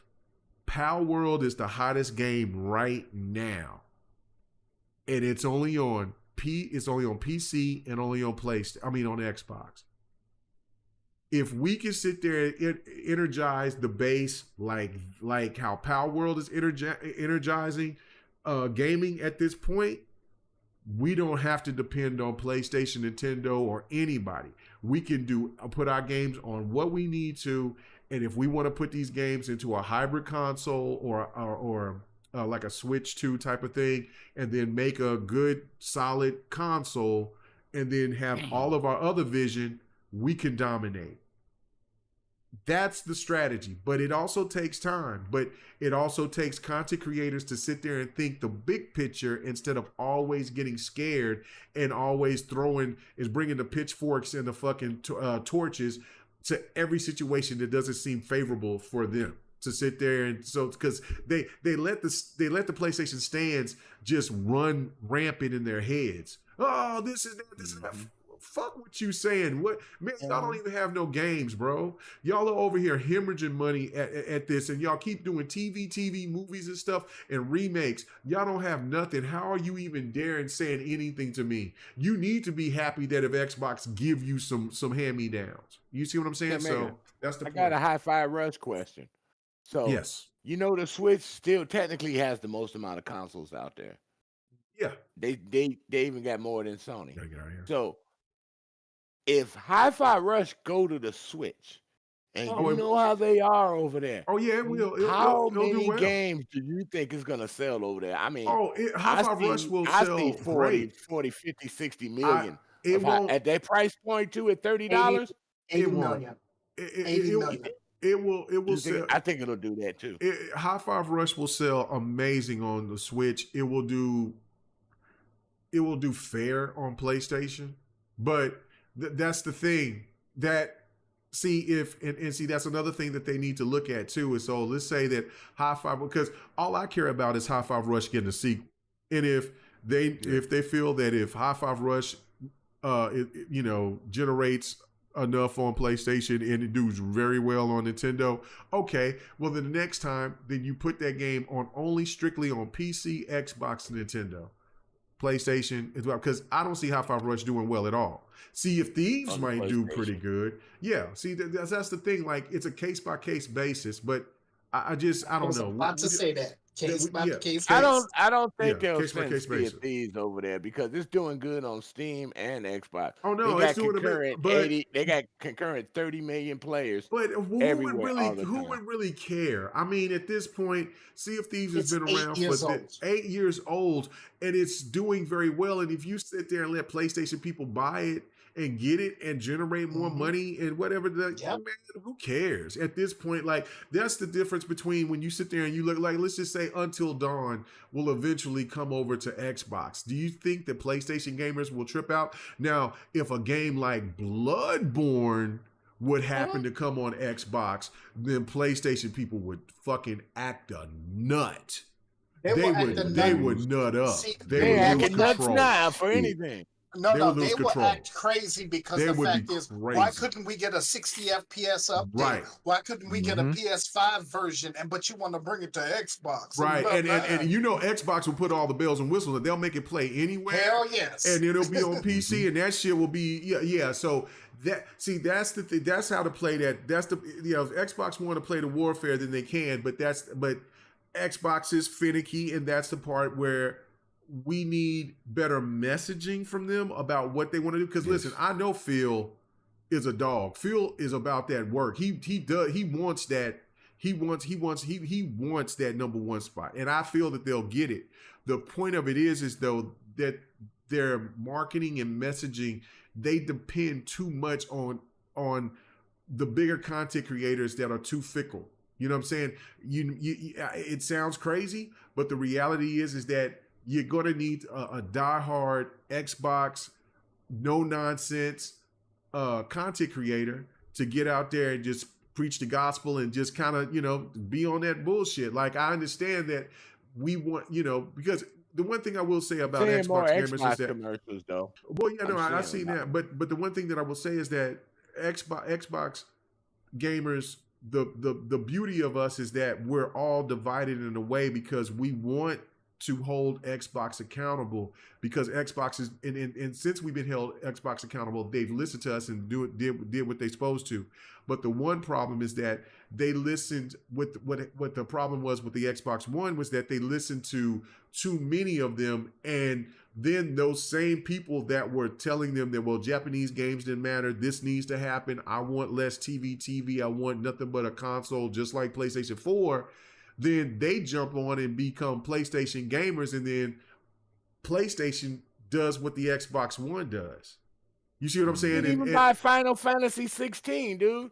They didn't even buy it. They didn't buy 16, and they didn't support 15. They didn't buy Forspoken. Yeah, well, no. I'm saying 15 sold more copies than 16. That's what I'm saying. Exactly. 15 was also on Xbox. I've preached this gospel a long time. Like, no PlayStation exclusive Final Fantasy game has outsold Final Fantasy 15 yet to date. So, and I don't think it's going to happen. But anyway, we got to get out of here, man. We're running way late. I didn't mean to keep our guests that long. I don't mean to keep me that long. So, you know what I'm saying? Great discussion. We'll definitely do this again. Why you got John Linneman on the screen? Because let that man talk. Let him cook. Oh my God, take him off. All right. Anyway, I'll take him Jesus. off. All right, guys, let's go ahead and get out of here. The person that came in here last messed up my cameras. I'm gonna go to him first. That sucker. Ham Solo. Appreciate you coming in here. Q-tip head. Yeah, coming in here at I don't know, at halftime. Where can they find your trifling ass? Right here. Late. Right here, late, sucker. Yeah, I was late. I was napping. I do, yeah. But But anyways, yeah, you can find me here every Friday. This upcoming Monday, we'll be back here for the crossover podcast, and then yeah, and then and then the rest of the week, and usually you'll find me on TSWS Gaming on YouTube. Go subscribe there. We're almost at 1,100 subscribers. Look at that. Check us out. Man, that man gonna catch me in no time. Oh man, shout out to them. He does like 8-9 podcasts a week. Shit, I know, man. Shit, I'm over here fighting for my life, trying to do three things a week. All right, good deal, man. Let's get to our guests, man. Thank you so much, Husky Akage, man. Man, it was great to have you on. I hope this is definitely not the last time for you to come on. I'm so apologize for keeping you a little later than what I was anticipating, but it was fun. It seemed like you had a good time. I know I had a good time with you on. You know what I'm saying? The wrestling thing, that had you hyped. You know what I'm saying? Like that was great. Yeah. And like I said, man, you know, Ham, I think we might have somebody else that we can sit there and start working on trying to get on a sports podcast, brother. So, you know what I'm saying? So it was great. But let everybody know where they can find you at, man. And definitely appreciate you coming on through, man. Yeah, and once again, man, thank you so much for having me, man. I really, really enjoyed you guys, man. It's being out in the chat and then being here is I told you it's different. Yeah. And yeah, it is. And I have enjoyed this so much, man.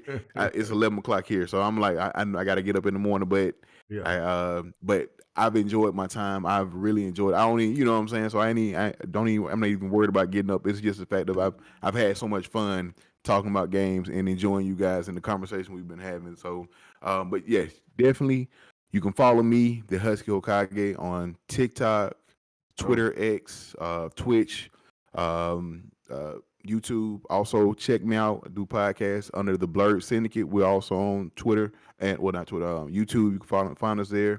And then also the Bag Syndicate, BAAG Syndicate. Also on YouTube, go subscribe, man. We're starting up some stuff over there with some guys. I got also some good gaming guys. So a couple of them were in the chat, Locks and Retro. They were in the chat as well. They came through the support, and I appreciate them. But once again, man, appreciate you guys for having me, man. I really enjoyed the conversation, the antics between Viper and Sir X-Man and everything.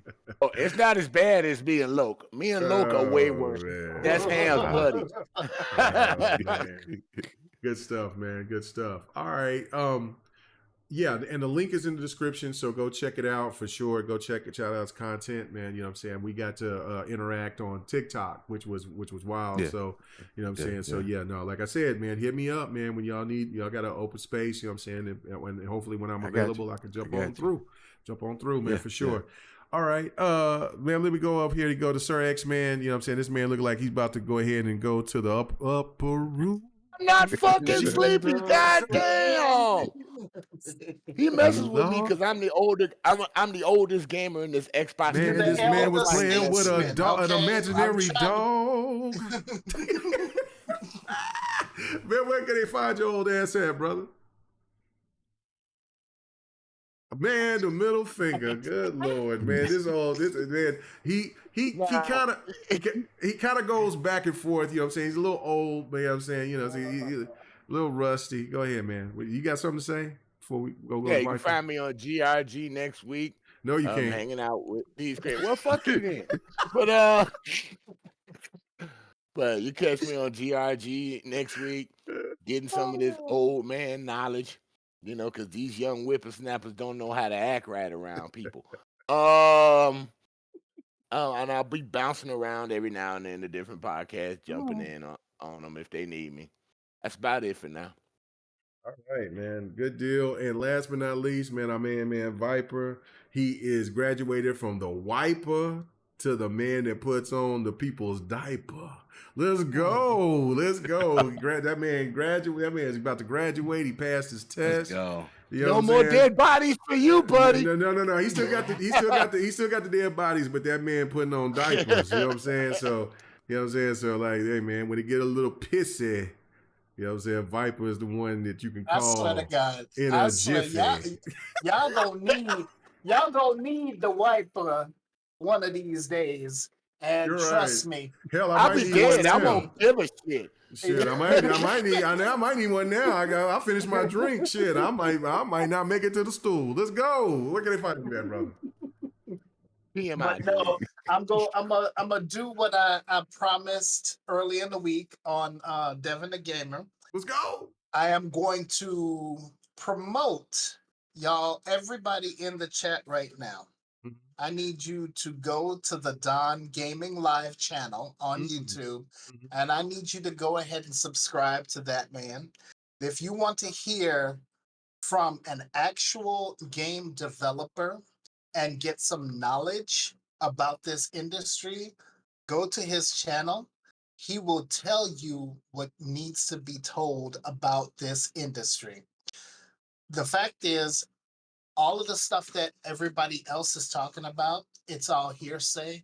It's about, oh, this person told me this. Are they actual developers? No, they're not. Go ahead and get some knowledge from an actual developer. Now, of course, K-Mega, you don't have me as a moderator, so I can't put his link in the chat. So I'm going to have to ask you. Do you really want that man to moderate? Are you serious? I would have to ask you to put that link in that chat so that way they can go to his channel. Yeah. And then they can go ahead and subscribe to his channel. And then, of course, he will also have times where he's playing games. I think he's playing Assassin's Creed Mirage lately. Yeah, he's trying to finish that. Stalker. Yeah, he's going to be playing Stalker later. But also, he's asking if you want to play Ghost Recon tomorrow. Yeah, no, I had it up there. Yeah, no, yeah, I'm down to play Ghost Recon. Because I have not played, I have not finished Ghost Recon, the second one. Me and Don beat Ghost Recon Breaking Point. Come on, DJ, really? Really good. Stop. Really good. Yeah. Really good. So, but yeah, go ahead. Yeah, you. So basically, you know. Oh, I gotta take Ham out of here, man. I gotta man. He puts. I gotta get that stuff. You're a moderator now. Thank you. But looks like today. Ham Solo decided to put that thing in there, but for 30 minutes before it's 12 o'clock. 30 minutes. But no, what's that? Go ahead and subscribe to Don's channel. Get him above get him to 1,000. Get him to 1,000. Get at least 1,000. He's the only person that I have not got to 1,000 yet. But you know what I'm saying, Well, you haven't gotten me to 1,000 yet, but I don't have a channel yet. Content, sucker, shit. Do some content, shit. He got you to 1,000 beatdowns by us on the show. Okay, I mean, I'm gonna have to get some some good fitted bags for you and everybody else out here because you need a Godzilla bag for K-Mega, man. I guess said he got to go to work. Come on, finish it up, wrap it up, man. This man got to go to work tomorrow. Wrap it up, B. Anyway, you can find me on Xbox, PC at RG Viper X, and I will be playing a few more games. We just got hit with an earthquake. Oh, shit. Be safe now. Oh, shit. We're getting hit with it right now. This shit is moving and shaking. All right. Well, you can end the stream now. End the stream now, and then... Is it still going? Just get underneath it. Oh, man. Now, Oklahoma don't need that shit. We already got tornadoes. I don't need no earth moving and shaking and moving around and shit. 2012. They were wrong. You sure that was an earthquake and not you farting? No. I didn't fart yet. I didn't fart yet. So anyway. All right, guys. Yeah, go support our brother. DJ Bertos has super chat. Yeah, I see that. I was going to get us out of here. DJ Bertos said, I blame Miss Patty. Sir X-Man's out of control tonight. Yes, he was. He was interrupting everybody. He was talking too goddamn much. Anyway, let me go ahead and, you know what I'm saying, Yeah, you keep looking up at the sky. I know. Mr. Innocent today. Mr. Innocent, right. Ladies and gentlemen, thank you so much. It is 12:26. It's 11:26 Central Time, the Lord's time. You still got time to get out there. It's a little chilly, but you can go out there, hit the clubs, hit the spots. You know what I'm saying? I live through y'all. I'm a married man. I had to go find my ring, put it back on. But regardless, you know what I'm saying? Like I said, I'm living through y'all, man. So y'all enjoy yourselves and find y'all a little something, but protect yourselves, you know what I'm saying? And enjoy that pants off, dance off. You know what I'm saying? That's what we do around here. That's what I used to do. But you know what I'm saying? I'm a married man, so I just lay in the comforts of my wife's bosom. Everybody have a great one. Make a line. That was Big Bertha running out the house. That's what that earthquake was. Big Peaches? Yeah, no. Big Peaches. Yeah, Big Peaches. Yeah, that might be Big Peaches. No, Big Peaches. Oh, Lord. 1997 coming back. Oh, shit. Anyway. All right, y'all. Y'all have a good, blessed one. Thank you, guys. Have a good night. We'll see y'all next week. Peace. Take care, everybody. Hit the button. Hey, thanks for checking out the GRG podcast. All your gaming news and our special topic of the week. Make sure to join us every Friday night, 8:30 p.m. Eastern, 9:30 p.m. Central, 6:30 p.m. Pacific. This was the GRG podcast.